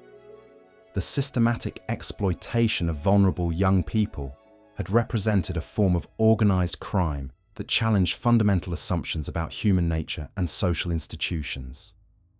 The criminal organizations had demonstrated that sophisticated psychological manipulation, combined with systematic social isolation, could transform ordinary individuals into dependent assets who would serve criminal interests while believing they were pursuing their own goals. The lessons learned during this crisis would influence approaches to understanding and preventing organized crime for generations to come. Law enforcement agencies developed new techniques for identifying and disrupting criminal organizations that used cultural and social institutions as cover for their activities. Treatment professionals gained insights into systematic psychological manipulation that informed therapeutic approaches to helping survivors of organized exploitation. The winter months of 1928 and 1929 in Paris had revealed vulnerabilities in modern urban society that few people had previously recognized or understood. The criminal organizations that had exploited these vulnerabilities had demonstrated capabilities that rivaled those of established government institutions, creating parallel social systems that could provide comprehensive services while maintaining complete control over the individuals they claimed to serve. The recovery efforts that began in spring and continued through summer represented society's attempt to address these vulnerabilities while preserving the cultural openness and social mobility that made modern urban life attractive to young people seeking artistic and intellectual opportunities. The challenge was to create support systems that could protect vulnerable populations without stifling the creativity and innovation that made cultural communities valuable. As 1929 drew toward its close, the survivors of the winter crisis faced the prospect of their first winter since escaping criminal exploitation. The seasonal cycles that had enabled their original victimization now represented opportunities to test their recovery and demonstrate their ability to maintain independence under conditions that had previously made them vulnerable. For many survivors, successfully navigating another winter season would represent the ultimate measure of their recovery and their ability to build new lives free from criminal influence. The criminal networks that had operated with such devastating effectiveness during the winter months had been largely dismantled by the comprehensive investigations and international cooperation that followed their exposure. But the techniques they had developed and the vulnerabilities they had exploited remained as permanent reminders of how sophisticated criminal organizations could systematically exploit human nature for profit and control. The winter crisis of 1928 to 1929 in Paris had ended, but its legacy would continue to influence understanding of organized crime, systematic human exploitation, and the vulnerabilities of modern urban society for decades to come. The young people who had survived those brutal months carried with them knowledge of human darkness that would shape their perspectives for the remainder of their lives, while the institutions that had failed to protect them worked to develop more effective approaches to preventing similar tragedies in the future. The future. The methods used to document and preserve evidence of what had transpired during those winter months revealed the systematic nature of the crisis in ways that shocked even experienced investigators. As autumn arrived in 1929, Detective Inspector Moreau's team discovered that criminal organizations had maintained detailed photographic records of their operations, apparently for training purposes and quality control. These photographs provided visual evidence of the progression from recruitment to complete dependency that had been perfected during the winter months. The photographic archives found in raided facilities contained thousands of images that told stories more compelling than any written testimony could provide. Early photographs showed bright-eyed young people arriving in Paris with their possessions and artistic materials, their faces displaying the hope and excitement that had originally drawn them to the city. Subsequent images documented the gradual transformation that occurred over weeks and months of systematic manipulation and chemical dependency. The progression captured in these photographs was heartbreaking in its predictability. Initial images showed subjects participating in apparently normal social activities, artistic discussions, and cultural events that seemed to represent exactly the type of sophisticated bohemian lifestyle they had sought. But careful examination revealed subtle signs of the manipulation that was already beginning to take hold. The same faces appeared repeatedly in different photographs, suggesting that subjects were being systematically exposed to controlled environments rather than genuinely diverse social experiences. Later photographs in the sequences showed physical deterioration that occurred with mathematical precision. Weight loss became apparent within weeks of initial contact, while changes in posture and facial expression suggested the influence of substances that affected both physical coordination and emotional responses. The artistic materials that had been prominently displayed in early photographs gradually disappeared from later images, replaced by paraphernalia and personal items that told stories of completely altered priorities and daily routines. The final photographs in many sequences showed individuals who bore little resemblance to the hopeful young artists who had originally been documented. The systematic nature of the transformation suggested that criminal organizations had developed precise methodologies for converting independent, creative individuals into dependent assets who could serve criminal interests while losing their original identities and capabilities. The photographic evidence provided visual proof of systematic human destruction that occurred with industrial efficiency. Medical examinations of these photographs by specialists in human development revealed patterns that had not been apparent during the crisis itself. The physical changes documented in the images suggested exposure to specific combinations of substances administered in carefully controlled doses, designed to create maximum dependency while maintaining basic functionality. The criminal organizations had apparently employed medical professionals who understood exactly how to manipulate human physiology to achieve desired behavioral and psychological outcomes. The psychological changes captured in the photographs were even more disturbing than the physical deterioration. Early images showed subjects displaying normal ranges of emotional expression and social interaction, while later photographs revealed the flat affect and social withdrawal that characterized advanced stages of systematic manipulation. The transformation of personality and emotional capacity appeared to follow predictable patterns that suggested criminal organizations had developed precise techniques for reshaping human psychology according to their operational requirements. Handwriting analysis of documents found alongside the photographic archives provided additional evidence of the systematic nature of the psychological manipulation. Letters, artistic works, and personal journals created by subjects showed progressive deterioration in cognitive function that paralleled the physical changes documented in photographs. Early writings displayed normal intellectual capacity and emotional depth, while later documents revealed confused thinking, impaired memory, and emotional detachment that suggested severe neurological damage. The criminal organizations had apparently maintained these records as part of comprehensive research programs designed to refine their techniques and improve their operational efficiency. They treated human exploitation as a scientific endeavor that could be studied, measured, and optimized through systematic experimentation and careful documentation of results. The archives contained detailed analyses comparing the effectiveness of different manipulation techniques with various personality types and demographic groups. Research notes found in these archives revealed that criminal organizations had been conducting what amounted to controlled experiments on human subjects, testing the effects of different substances, environmental conditions, and psychological pressures to determine optimal combinations for achieving complete control over targets. These experiments had been conducted with scientific rigor that would have impressed legitimate researchers, complete with control groups, statistical analyses, and peer review processes within the criminal organizations.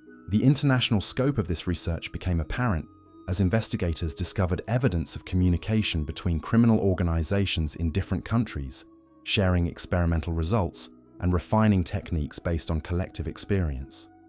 The criminal networks had established their own academic institutions that could conduct research, publish findings, and train new operatives in proven methodologies for systematic human exploitation. The autumn investigations revealed that criminal organizations had been planning to expand their operations far beyond the artistic communities of Paris. Evidence emerged of systematic surveys conducted in other European cities identifying potential targets and optimal locations for establishing similar operations.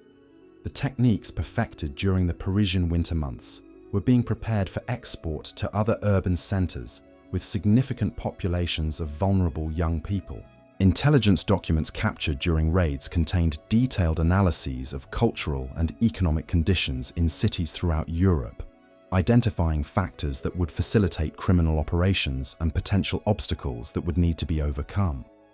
The criminal organizations had developed sophisticated understanding of how different social and political systems could be exploited or circumvented to enable systematic human trafficking and exploitation. The planning documents revealed ambitions that extended far beyond simple criminal profit. Criminal organizations were apparently working toward establishing parallel social systems that could compete with legitimate government institutions in providing services and maintaining social order. They envisioned creating alternative societies where criminal organizations would serve as primary authorities, providing housing, employment, education, and social services, while maintaining complete control over populations that would serve their interests.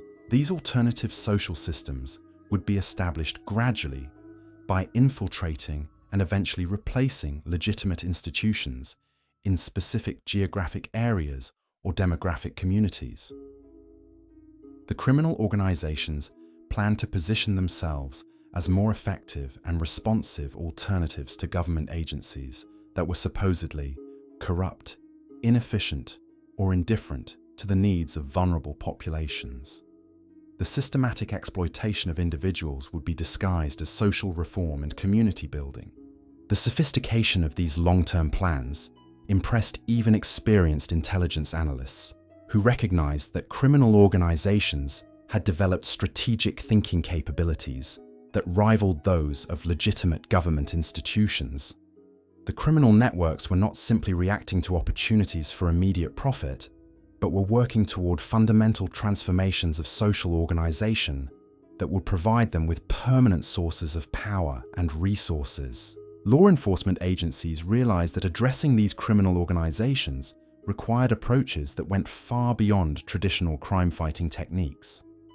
The networks had developed capabilities that challenged the fundamental assumptions underlying modern legal and political systems. Their ability to provide comprehensive social services while maintaining complete control over individuals created alternatives to legitimate governance that could appeal to populations experiencing economic hardship or social displacement. The autumn months brought increasing recognition that the winter crisis had been just one component of a much larger challenge to establish social and political order throughout Europe. The criminal organizations that had perfected their techniques during the brutal months in Paris were working towards systematic transformation of urban society that would create permanent criminal control over significant populations. International cooperation in addressing these threats required unprecedented levels of coordination between government agencies that had previously operated independently. The criminal networks transcended national boundaries and traditional jurisdictional divisions, requiring equally sophisticated responses that could address transnational criminal enterprises operating across multiple countries and social systems simultaneously.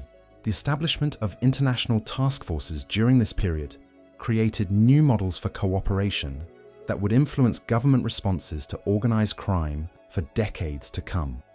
Law enforcement agencies began sharing intelligence and coordinating operations in ways that established precedents for modern international crime-fighting cooperation, while also raising questions about national sovereignty and jurisdictional authority.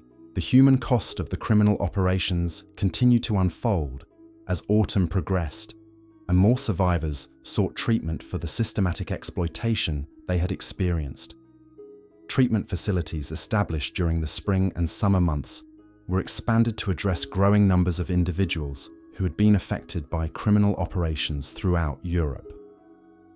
The therapeutic approaches developed during this period represented innovations in understanding systematic trauma and developing effective treatment methodologies. Recovery programs faced unique challenges because survivors had been systematically conditioned to distrust all forms of authority and social institutions. The criminal organizations had deliberately undermined their targets' ability to form healthy relationships or make independent decisions, creating psychological damage that extended far beyond simple substance addiction. Survivors needed to rebuild fundamental capacities for trust, judgment, and social interaction that had been systematically destroyed during their exploitation. The artistic communities that had been infiltrated by criminal organizations worked throughout the autumn months to rebuild legitimate cultural institutions that could provide support and opportunities for young artists without creating vulnerabilities to criminal exploitation. This effort required developing new approaches to community building that could provide adequate resources and social connections while maintaining appropriate safeguards against systematic manipulation. Cultural leaders collaborated with law enforcement agencies to develop protocols for identifying and reporting suspicious activities while preserving the openness and creativity that made artistic communities valuable. The challenge was to create support systems that could protect vulnerable individuals without stifling the innovation and experimentation that attracted young people to artistic careers in major urban centers. As winter approached again, survivors of the previous year's crisis faced their first test of recovery under conditions that had originally made them vulnerable to criminal exploitation. The seasonal cycles that had enabled systematic exploitation now represented opportunities to demonstrate recovery and resilience. Treatment programs prepared survivors for the psychological challenges that cold weather and reduced daylight might create, while law enforcement agencies maintained heightened vigilance for any signs of renewed criminal activity. The winter of 1929 to 1930 passed without the systematic exploitation that had characterized the previous year, but the vigilance required to prevent renewed criminal activity demonstrated the ongoing nature of the threat. Criminal organizations had been disrupted rather than completely eliminated, and the vulnerabilities that had enabled their original success remained present in urban societies throughout Europe. The success in preventing renewed exploitation during the winter months represented a victory for the coordinated international response that had been developed following the crisis. But law enforcement agencies and treatment professionals recognized that maintaining this success would require ongoing vigilance and continued development of more effective approaches to protecting vulnerable populations from systematic criminal exploitation. The techniques developed by criminal organizations during the winter months of 1928 to 1929 had demonstrated vulnerabilities in modern urban society that could not be permanently eliminated through law enforcement action alone. Addressing these vulnerabilities required fundamental changes in how societies provided support and opportunities for young people seeking artistic and intellectual development in major urban centers. The lessons learned during this crisis continued to influence approaches to understanding and preventing organized crime throughout the remainder of the 20th century. The systematic nature of the exploitation that had occurred during those winter months provided insights into criminal psychology and organizational capabilities that informed law enforcement strategies for addressing sophisticated criminal enterprises. The survivors who had experienced systematic exploitation during those brutal winter months carried with them knowledge of human vulnerability and resilience that would influence their perspectives throughout their lives. Many became advocates for protecting other vulnerable populations from similar exploitation, using their experiences to develop more effective approaches to prevention and treatment. The winter crisis of 1928 to 1929 in Paris had revealed the potential for systematic criminal exploitation of human vulnerability on scales that few people had previously imagined possible. The criminal organizations that had operated with such devastating effectiveness had demonstrated that sophisticated psychological manipulation, combined with systematic social control, could transform ordinary individuals into dependent assets serving criminal interests. The response to this crisis had required innovations in law enforcement cooperation, treatment methodologies, and social support systems that established precedents for addressing organized crime and systematic human exploitation. The techniques developed during this period continued to influence approaches to protecting vulnerable populations and dismantling criminal organizations for generations to come. As the anniversary of those brutal winter months approached, survivors, law enforcement agencies, and communities throughout Europe reflected on the lessons learned and the ongoing challenges of protecting human dignity and freedom in societies that remained vulnerable to sophisticated criminal exploitation. The memory of what had transpired during those frozen months served as a permanent reminder of what could happen when criminal organizations were allowed to operate with systematic precision against vulnerable populations who sought nothing more than opportunities to pursue their artistic and intellectual aspirations in the cultural centers of European civilization. The documentation that survived from those final winter months reveals how criminal networks had begun developing what they termed memory reconstruction protocols, sophisticated techniques designed to alter survivors' recollections of their experiences in ways that would prevent effective testimony against criminal operators. These protocols were discovered in encrypted journals found during raids conducted throughout the winter of 1929 to 1930, providing investigators with chilling insights into the psychological sophistication that criminal organizations had achieved. The memory reconstruction techniques involve systematic exposure to carefully crafted narratives that gradually replaced authentic memories with false recollections that portrayed criminal exploitation as positive experiences. Survivors would be repeatedly told stories about their time in criminal networks that emphasized the warmth, friendship, and artistic opportunities they had supposedly received, while minimizing or completely eliminating memories of coercion, addiction, and systematic abuse.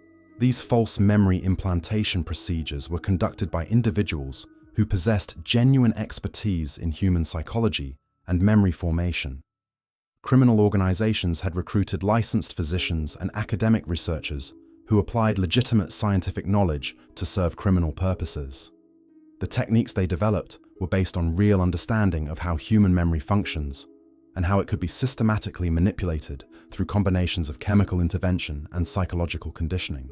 The process typically began during the final stages of a victim's involvement with criminal networks, when operators recognized that circumstances might eventually lead to law enforcement intervention or family rescue efforts.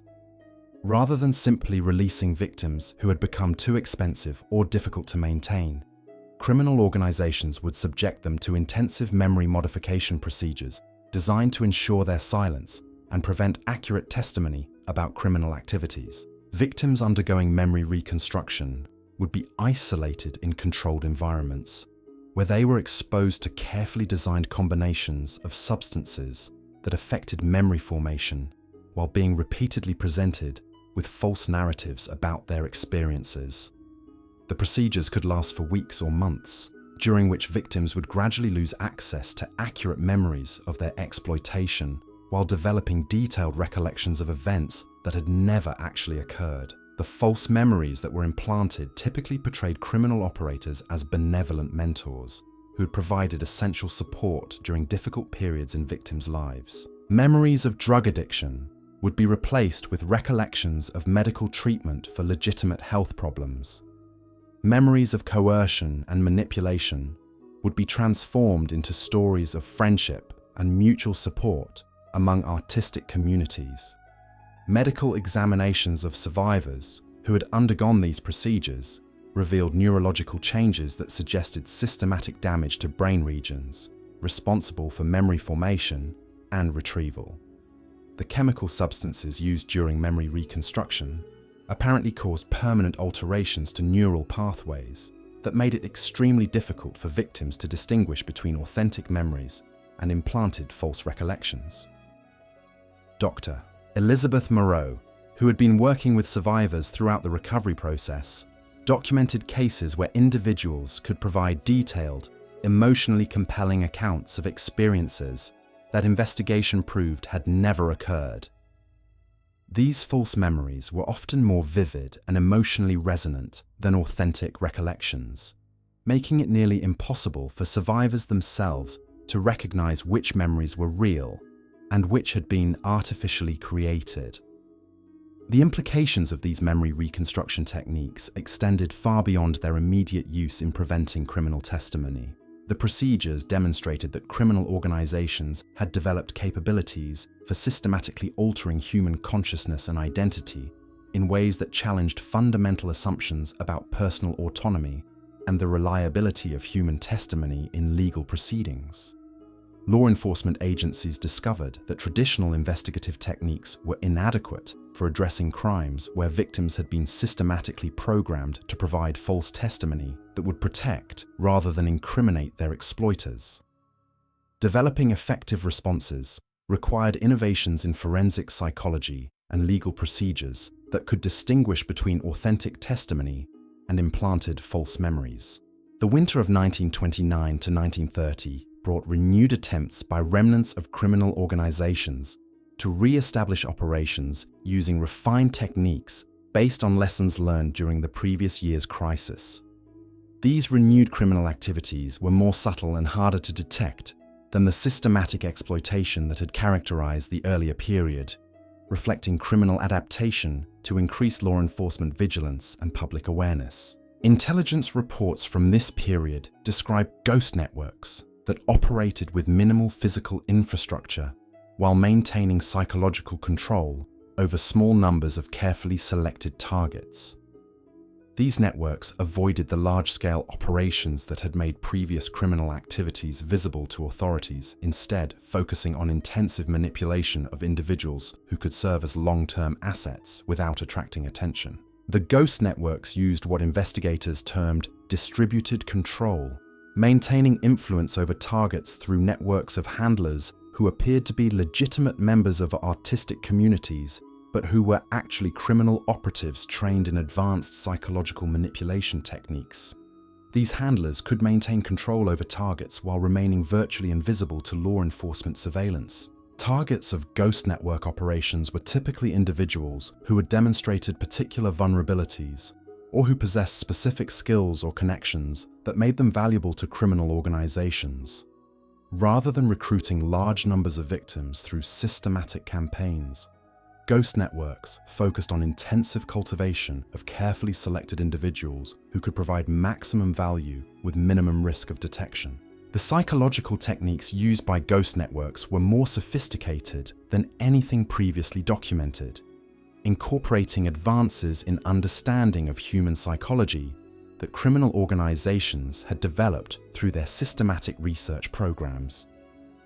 These techniques could create profound psychological dependencies without requiring the obvious physical control mechanisms that had characterized earlier criminal operations. Survivors of ghost network operations presented unique challenges for treatment professionals because their exploitation had been so subtle and psychologically sophisticated that they often remained unaware that they had been victimized. Many continued to believe that they were participants in legitimate artistic communities or progressive social movements, making it extremely difficult to provide appropriate treatment or gather evidence for criminal prosecutions. The detection of ghost network activities required law enforcement agencies to develop new surveillance techniques that could identify criminal operations that left minimal physical evidence while creating maximum psychological impact. Traditional investigative methods proved inadequate for addressing criminal activities that operated primarily through psychological manipulation rather than obvious coercion or physical control. International cooperation became even more crucial during this period as intelligence agencies discovered that ghost networks were operating across national boundaries with unprecedented sophistication. The networks used legitimate cultural exchange programs, artistic collaborations, and academic conferences as cover for maintaining international communication and coordination between criminal operatives in different countries. The cultural institutions that had been rebuilt following the original crisis found themselves facing new challenges as ghost networks attempted to infiltrate legitimate artistic communities through operatives who possessed genuine cultural credentials and could contribute meaningfully to artistic activities while serving criminal purposes. Distinguishing between authentic cultural participants and criminal infiltrators required constant vigilance and sophisticated assessment techniques. Artists and cultural leaders developed informal networks for sharing information about suspicious activities while working to maintain the openness and creativity that made artistic communities valuable. This required delicate balancing between necessary security measures and preservation of the trust and collaboration that enabled genuine artistic innovation and cultural development. The spring of 1930 brought evidence that ghost network operations were being coordinated with broader criminal enterprises that extended far beyond the exploitation of artistic communities. Intelligence reports suggested connections between the networks that had originally targeted artists and larger criminal organizations involved in international trafficking, financial fraud, and political subversion. These connections implied that the techniques developed for exploiting vulnerable artists were being adapted for use against other populations and for purposes that extended beyond simple criminal profit.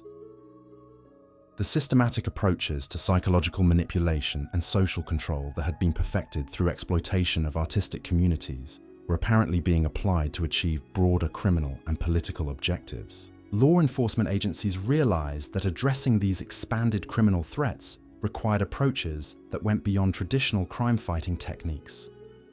The criminal organizations had evolved into sophisticated enterprises that challenged fundamental assumptions about the relationship between legitimate authority and criminal activity, creating alternative power structures that could compete with established social institutions. The summer months brought international conferences where law enforcement agencies, treatment professionals, and cultural leaders shared information and developed coordinated strategies for addressing the ongoing threats posed by evolved criminal organizations. These conferences established new frameworks for international cooperation, while also highlighting the complexity of challenges that extended far beyond the original winter crisis in Paris. Treatment facilities continued to develop innovative approaches for helping survivors of both the original systematic exploitation and the more subtle ghost network operations. The therapeutic techniques that emerged during this period represented advances in understanding systematic psychological trauma that would influence treatment methodologies for decades to come. Recovery programs expanded to address the broader implications of systematic psychological manipulation, recognizing that the techniques developed by criminal organizations had applications that extended far beyond the specific context of artistic community exploitation. Survivors of criminal manipulation often possessed insights into psychological vulnerability and resilience that proved valuable for protecting other populations from similar threats. The autumn of 1930 marked what investigators would later recognize as the final phase of criminal operations that had originated during the winter crisis of 1928 to 1929. The comprehensive international response that had been developed over the preceding months had successfully disrupted criminal networks while establishing protective systems that made systematic exploitation much more difficult to achieve. However, the techniques and knowledge that criminal organizations had developed during their operations did not disappear with the dismantling of specific networks. The psychological manipulation methods, organizational structures, and operational techniques that had been perfected during the crisis continued to influence criminal activity throughout the remainder of the 20th century and beyond. The legacy of those brutal winter months extended far beyond the immediate victims and survivors who had directly experienced systematic exploitation. The crisis had revealed vulnerabilities in modern urban society that required ongoing vigilance and continued development of protective systems to prevent similar systematic abuse of vulnerable populations. Educational institutions began incorporating information about psychological manipulation and systematic exploitation into curricula designed to help young people recognize and resist criminal recruitment efforts. These educational programs were based on knowledge gained through investigation of criminal operations and treatment of survivors, providing practical information that could help protect future generations from similar threats. Cultural institutions developed new approaches to supporting young artists that provided adequate resources and community connections while maintaining appropriate safeguards against criminal infiltration. These support systems were designed to address the legitimate needs that had made young people vulnerable to criminal exploitation while preventing the isolation and desperation that criminal organizations had systematically exploited. The winter of 1930 to 1931 passed without significant criminal activity targeting artistic communities, marking the first winter season since the original crisis when systematic exploitation did not occur. This success represented a victory for the coordinated international response that had been developed, but law enforcement agencies and treatment professionals recognized that maintaining this success would require continued vigilance and ongoing development of protective measures. The approaches developed for addressing the winter crisis established precedents for international cooperation in combating organized crime that continued to influence law enforcement strategies throughout the remainder of the 20th century.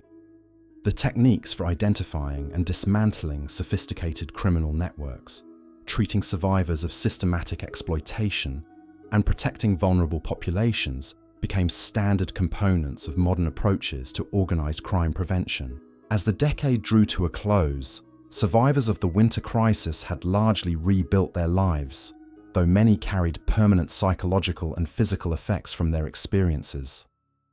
The artistic communities that had been so thoroughly infiltrated and damaged by criminal operations had successfully re-established themselves on more secure foundations that provided better protection for vulnerable members while maintaining the creativity and innovation that made cultural communities valuable. The memory of those brutal winter months when desperate young people had discovered that human nature could be systematically exploited by criminal organizations that understood its vulnerabilities served as a permanent reminder of the importance of protecting human dignity and freedom in societies that remained vulnerable to sophisticated criminal manipulation. The techniques of systematic human exploitation that had been developed during those frozen months in Paris had been successfully countered through coordinated international response, innovative treatment approaches, and fundamental changes in how societies provided support for vulnerable populations. But the knowledge that such systematic exploitation was possible continued to influence understanding of human vulnerability and the importance of maintaining vigilant protection of human rights and individual autonomy. The winter crisis had ended, but its lessons remained as permanent contributions to human understanding of both the potential for systematic criminal exploitation and the possibilities for effective response through coordinated international cooperation, innovative treatment methodologies, and comprehensive social support systems that could protect vulnerable populations while preserving the openness and creativity that made human civilization valuable and worth defending. The documentation efforts that began in earnest during the final months of 1930 revealed layers of criminal sophistication that investigators had not fully grasped even after 2 years of intensive investigation. As winter approached once again, Detective Inspector Moreau's expanded team discovered what they termed legacy protocols, systematic procedures that criminal organizations had developed to ensure their techniques and knowledge would survive even if their immediate operations were completely dismantled. These legacy protocols were hidden in locations throughout Paris that had never been associated with criminal activities, embedded within legitimate businesses, cultural institutions, and even government offices through networks of compromised individuals who had been systematically placed in positions of influence over periods of years. The protocols contained detailed instructions for reactivating criminal operations, complete operational manuals, and lists of potential targets and assets that could be exploited when conditions became favorable again. The discovery of these legacy systems forced investigators to recognize that they had been addressing only the visible components of criminal enterprises that possessed far greater depth and resilience than anyone had previously understood. The networks that had operated during the winter months were apparently designed to be expendable front operations that could be sacrificed to protect more valuable core systems that remained hidden and operational. Intelligence analysis of the legacy protocols revealed criminal organizations that thought in terms of decades rather than seasons, developing strategies that could survive multiple cycles of law enforcement disruption while gradually expanding their influence and capabilities. They had created what amounted to criminal institutions that could persist across generations, passing knowledge and resources from one group of operators to the next through carefully maintained succession systems. The psychological research that criminal organizations had conducted during their active operations had been preserved in forms that could be accessed and continued by future operators. Hidden archives contained thousands of case studies documenting the effects of different manipulation techniques on various personality types, along with statistical analyses that could guide future recruitment and control efforts. This research represented a systematic study of human vulnerability that rivaled anything conducted by legitimate academic institutions. Medical facilities that had served criminal operations contained equipment and supplies that suggested ongoing research into chemical methods for controlling human behavior and memory. Laboratory spaces hidden within apparently legitimate medical practices contained sophisticated equipment for synthesizing substances that could affect consciousness, memory formation, and decision-making capabilities. The level of medical expertise required for these operations indicated that criminal organizations had recruited qualified professionals who continued their work even after front operations had been dismantled. Financial investigations revealed that criminal organizations had established endowment systems that could provide funding for future operations through investments in legitimate businesses and financial instruments. These endowments were structured to generate income over extended periods while remaining invisible to routine financial oversight. The criminal networks had essentially created their own foundations that could support renewed activities when circumstances became favorable. The international scope of these legacy systems became apparent as investigators in other European cities discovered similar hidden protocols and resource caches. The criminal organizations had apparently established redundant systems across multiple countries that could support each other and share resources when individual components were compromised. The sophistication of these international networks suggested coordination at levels that challenged the capabilities of legitimate government institutions. Cultural institutions throughout Europe began conducting their own investigations to identify potential infiltration by criminal operatives who might have been placed in positions of influence during the active phases of criminal operations. These investigations revealed that criminal organizations had systematically placed individuals in museums, galleries, schools, and cultural organizations where they could influence policy decisions and identify potential targets for future exploitation. The revelation that criminal operatives had been embedded within legitimate institutions for years raised disturbing questions about the integrity of cultural and educational systems throughout Europe. Institutions that had believed themselves to be serving legitimate cultural purposes discovered that some of their most trusted members had actually been serving criminal interests while maintaining perfect facades of professional competence and cultural commitment. Educational institutions faced particular challenges in identifying compromised personnel because criminal operatives had often made genuine contributions to academic and cultural activities while serving hidden criminal purposes. Distinguishing between legitimate cultural leaders and criminal infiltrators required careful analysis of patterns of influence and decision-making that might have served criminal rather than institutional interests.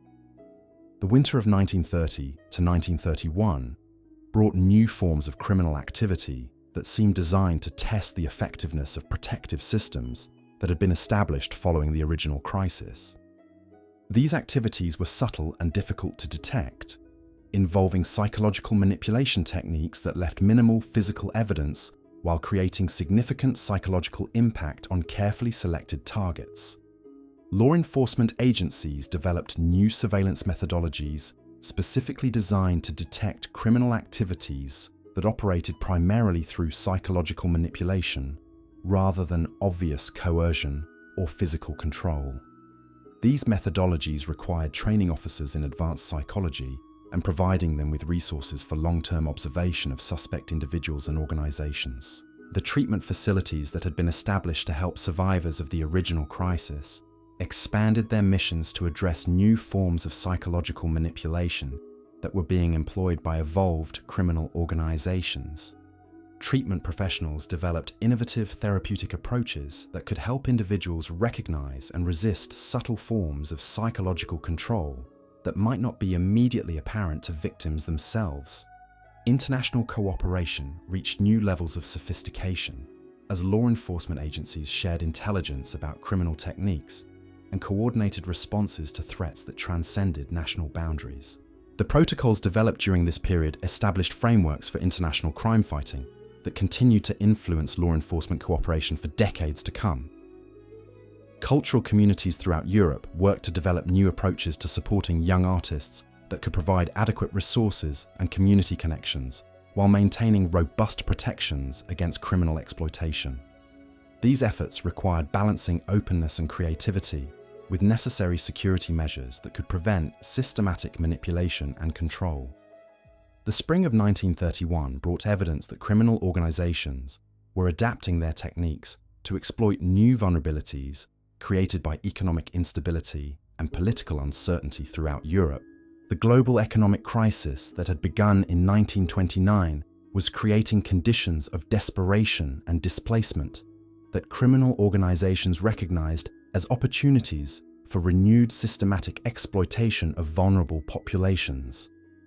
Intelligence reports described criminal recruitment efforts that targeted individuals who had lost employment or financial resources due to economic conditions, offering them opportunities that appeared to address their immediate needs while gradually introducing them to criminal activities.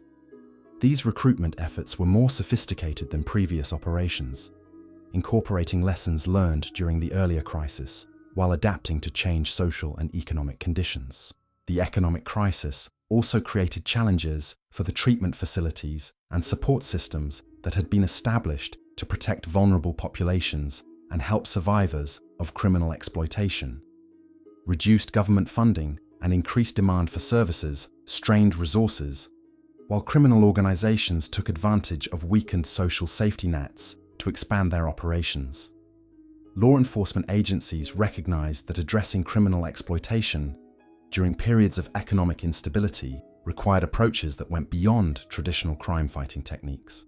They needed to work with social service organizations, cultural institutions, and international partners to maintain protective systems while addressing the broader economic and social conditions that made populations vulnerable to systematic exploitation.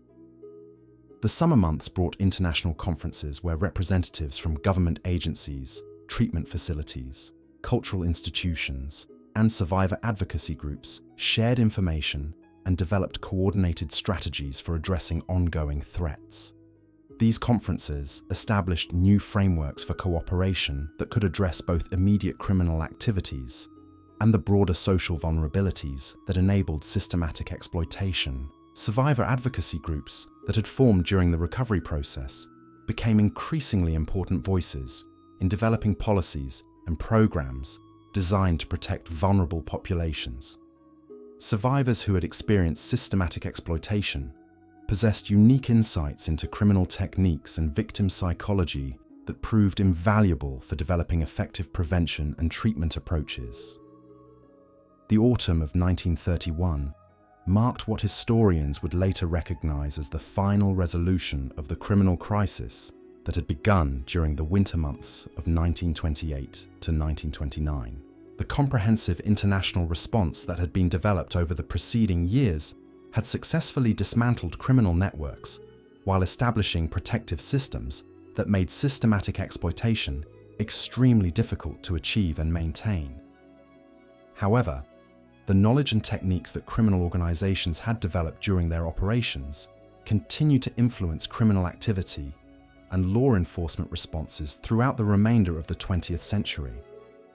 The psychological manipulation methods, organizational structures, and operational techniques that had been documented during the crisis became part of the permanent knowledge base that informed understanding of organized crime and systematic human exploitation. Educational institutions incorporated information about systematic exploitation and psychological manipulation into curricula, designed to help future generations recognize and resist criminal recruitment efforts. These educational programs were based on direct knowledge gained through investigation of criminal operations and treatment of survivors, providing practical information that could help protect young people from similar threats. Treatment professionals continued to refine therapeutic approaches for helping survivors of systematic psychological manipulation, developing techniques that address the complex combinations of trauma, conditioning, and identity alteration that characterize victims of sophisticated criminal exploitation. These treatment methodologies became standard components of modern approaches to trauma therapy and victim rehabilitation. Cultural institutions established new protocols for supporting vulnerable populations while maintaining appropriate safeguards against criminal infiltration. These protocols balanced the need for openness and creativity with security measures that could prevent systematic manipulation and exploitation of community members. The legacy of those brutal winter months extended far beyond the immediate victims and survivors who had directly experienced systematic exploitation. The crisis had revealed fundamental vulnerabilities in modern society that required ongoing vigilance and continued development of protective systems to prevent similar abuse of human dignity and individual autonomy. As the decade progressed, the approaches developed for addressing the winter crisis became integral components of modern understanding of organized crime, systematic human exploitation, and the protection of vulnerable populations. The techniques for international cooperation, innovative treatment approaches, and comprehensive social support systems established precedents that continue to influence policy and practice for generations to come. The memory of those frozen months when desperate young people had discovered that human nature could be systematically exploited by criminal organizations served as a permanent reminder of both human vulnerability and the possibilities for effective response through coordinated action, scientific understanding, an unwavering commitment to protecting human dignity and freedom in societies that remained vulnerable to sophisticated criminal manipulation.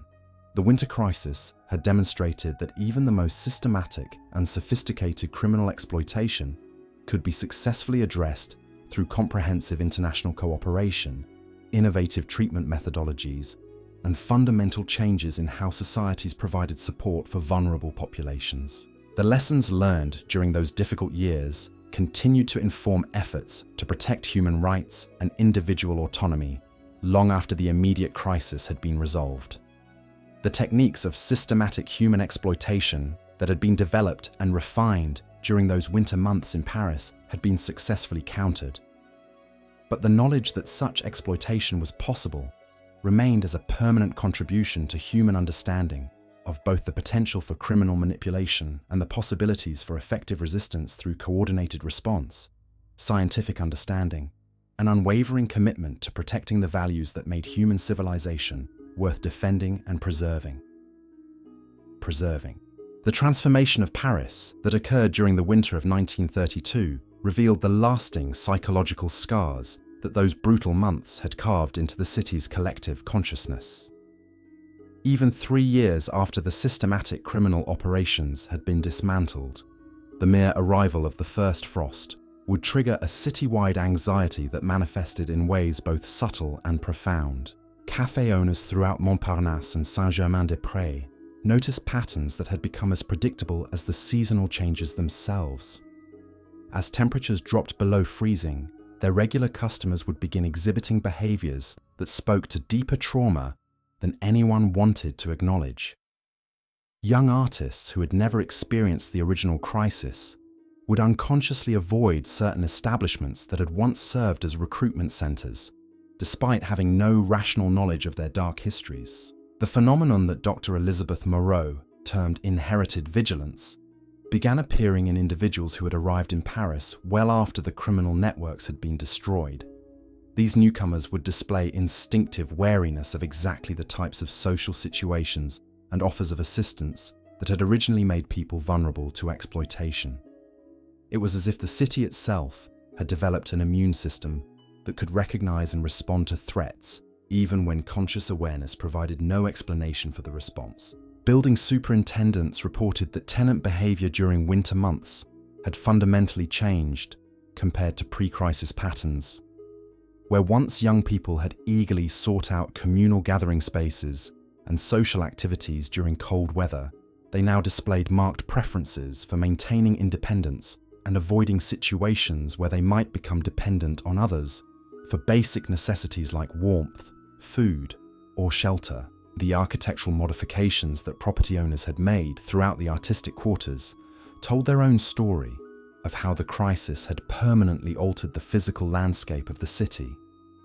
Heating systems that had once been deliberately sabotaged to create artificial crises were now maintained with obsessive attention to reliability. Buildings that had served as recruitment centers had been renovated with improved lighting, better ventilation, and design features that eliminated the isolated spaces where systematic manipulation had once occurred. Postal services documented changes in correspondence patterns that reflected the lasting impact of communication control techniques that criminal organizations had employed.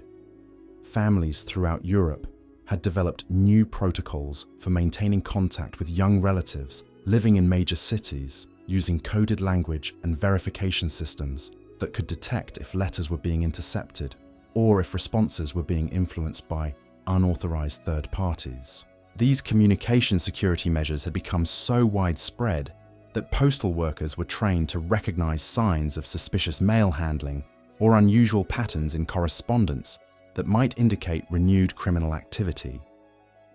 The systems developed for detecting communication interference had become permanent components of international mail security protocols that extended far beyond protection of artistic communities. The medical community continued to document long-term effects of the systematic exploitation that had occurred during the crisis years. Survivors who had undergone memory reconstruction procedures displayed neurological patterns that remained detectable years after their experiences, creating a population of individuals whose testimony about their own experiences remained fundamentally unreliable due to the sophisticated psychological manipulation they had endured. Dr. Moreau's research revealed that the memory reconstruction techniques had created permanent alterations in brain chemistry that affected not just recollection of specific events, but overall capacity for forming and maintaining accurate memories of personal experiences. Survivors often struggled with fundamental questions about their own identity and personal history that extended far beyond the specific period of their criminal exploitation. These neurological changes had implications that extended beyond individual recovery to broader questions about the reliability of human testimony in legal proceedings and the potential for systematic manipulation of witness accounts. The techniques that criminal organizations had developed for altering memory and perception had demonstrated vulnerabilities in human consciousness that challenge fundamental assumptions about personal autonomy and the integrity of individual experience. Treatment facilities had evolved beyond their original mission of helping survivors recover from criminal exploitation to become research centers studying the broader implications of systematic psychological manipulation.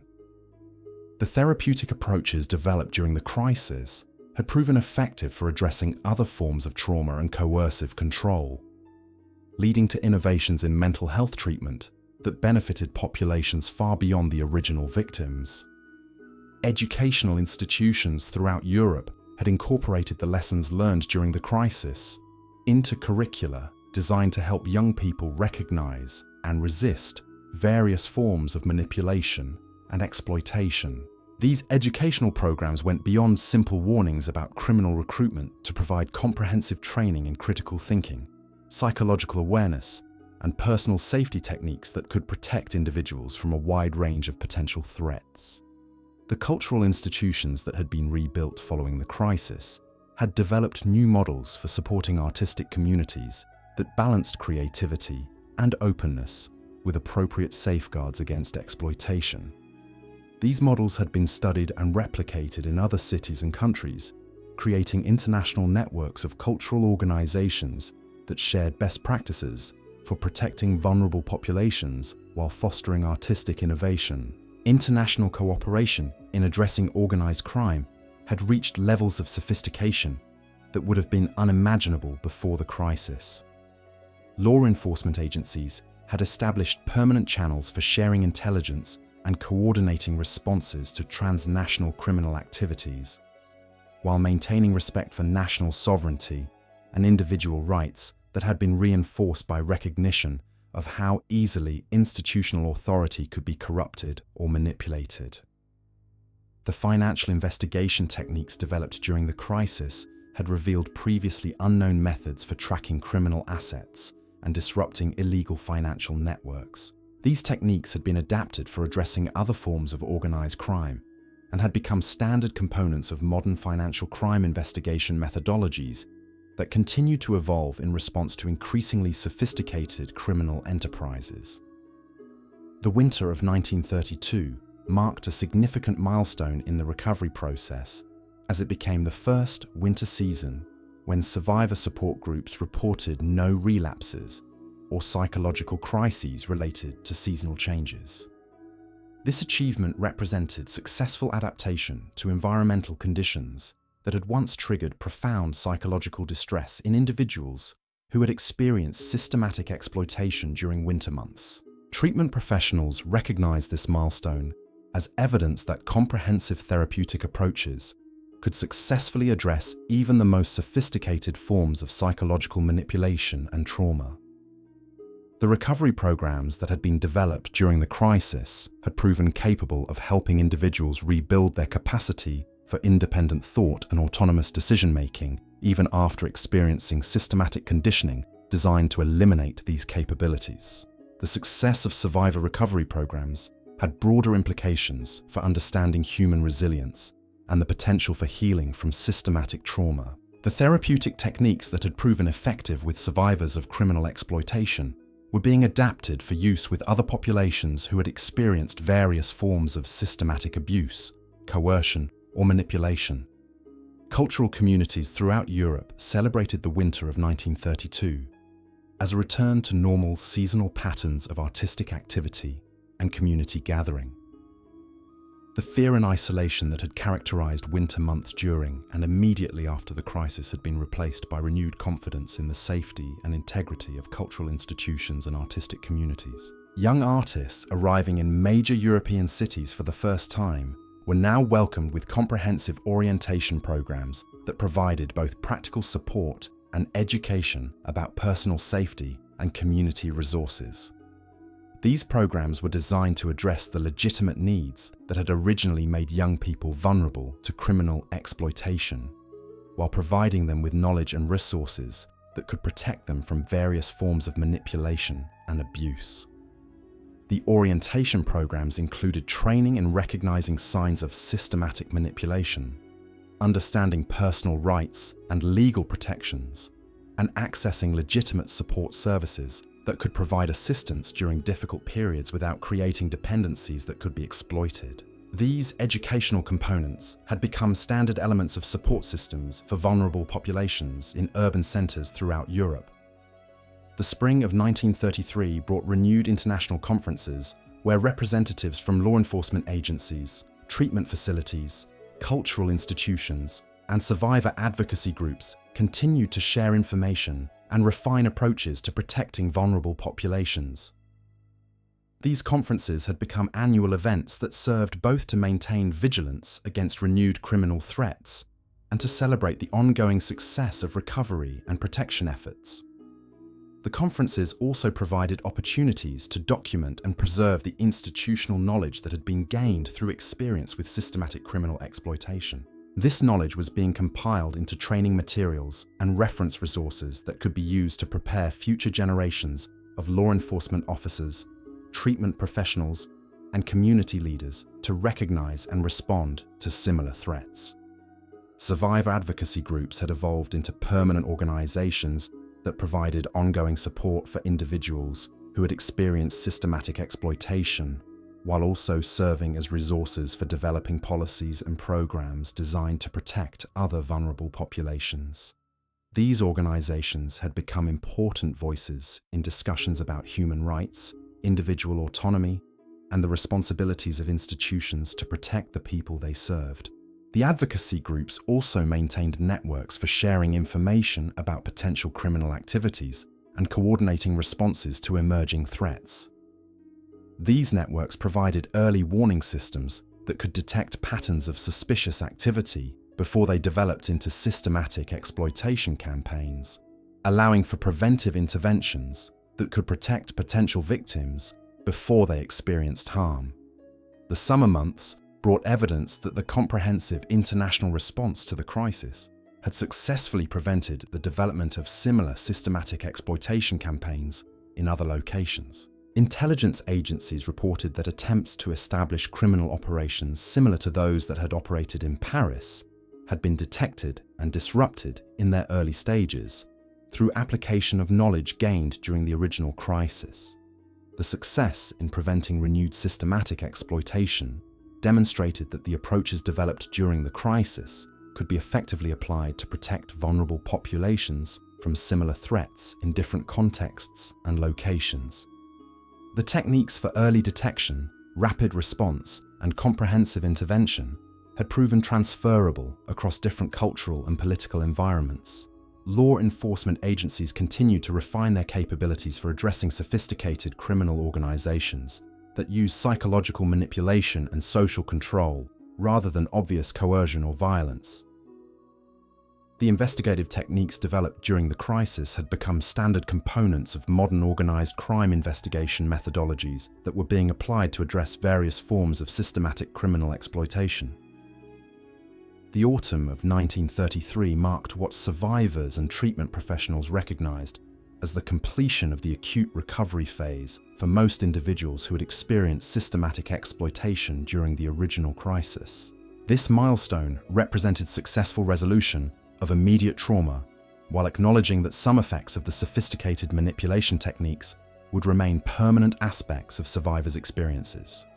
The achievement of completing acute recovery for the majority of survivors demonstrated that even the most systematic and sophisticated criminal exploitation could be successfully addressed through comprehensive treatment approaches that address both individual trauma and the broader social conditions that had enabled victimization. Treatment professionals continued to provide ongoing support for survivors, while also expanding their focus to address other forms of systematic trauma and manipulation that were being recognized in various contexts. The therapeutic innovations that had emerged from work with crisis survivors were being applied to help individuals who had experienced other forms of coercive control and systematic abuse.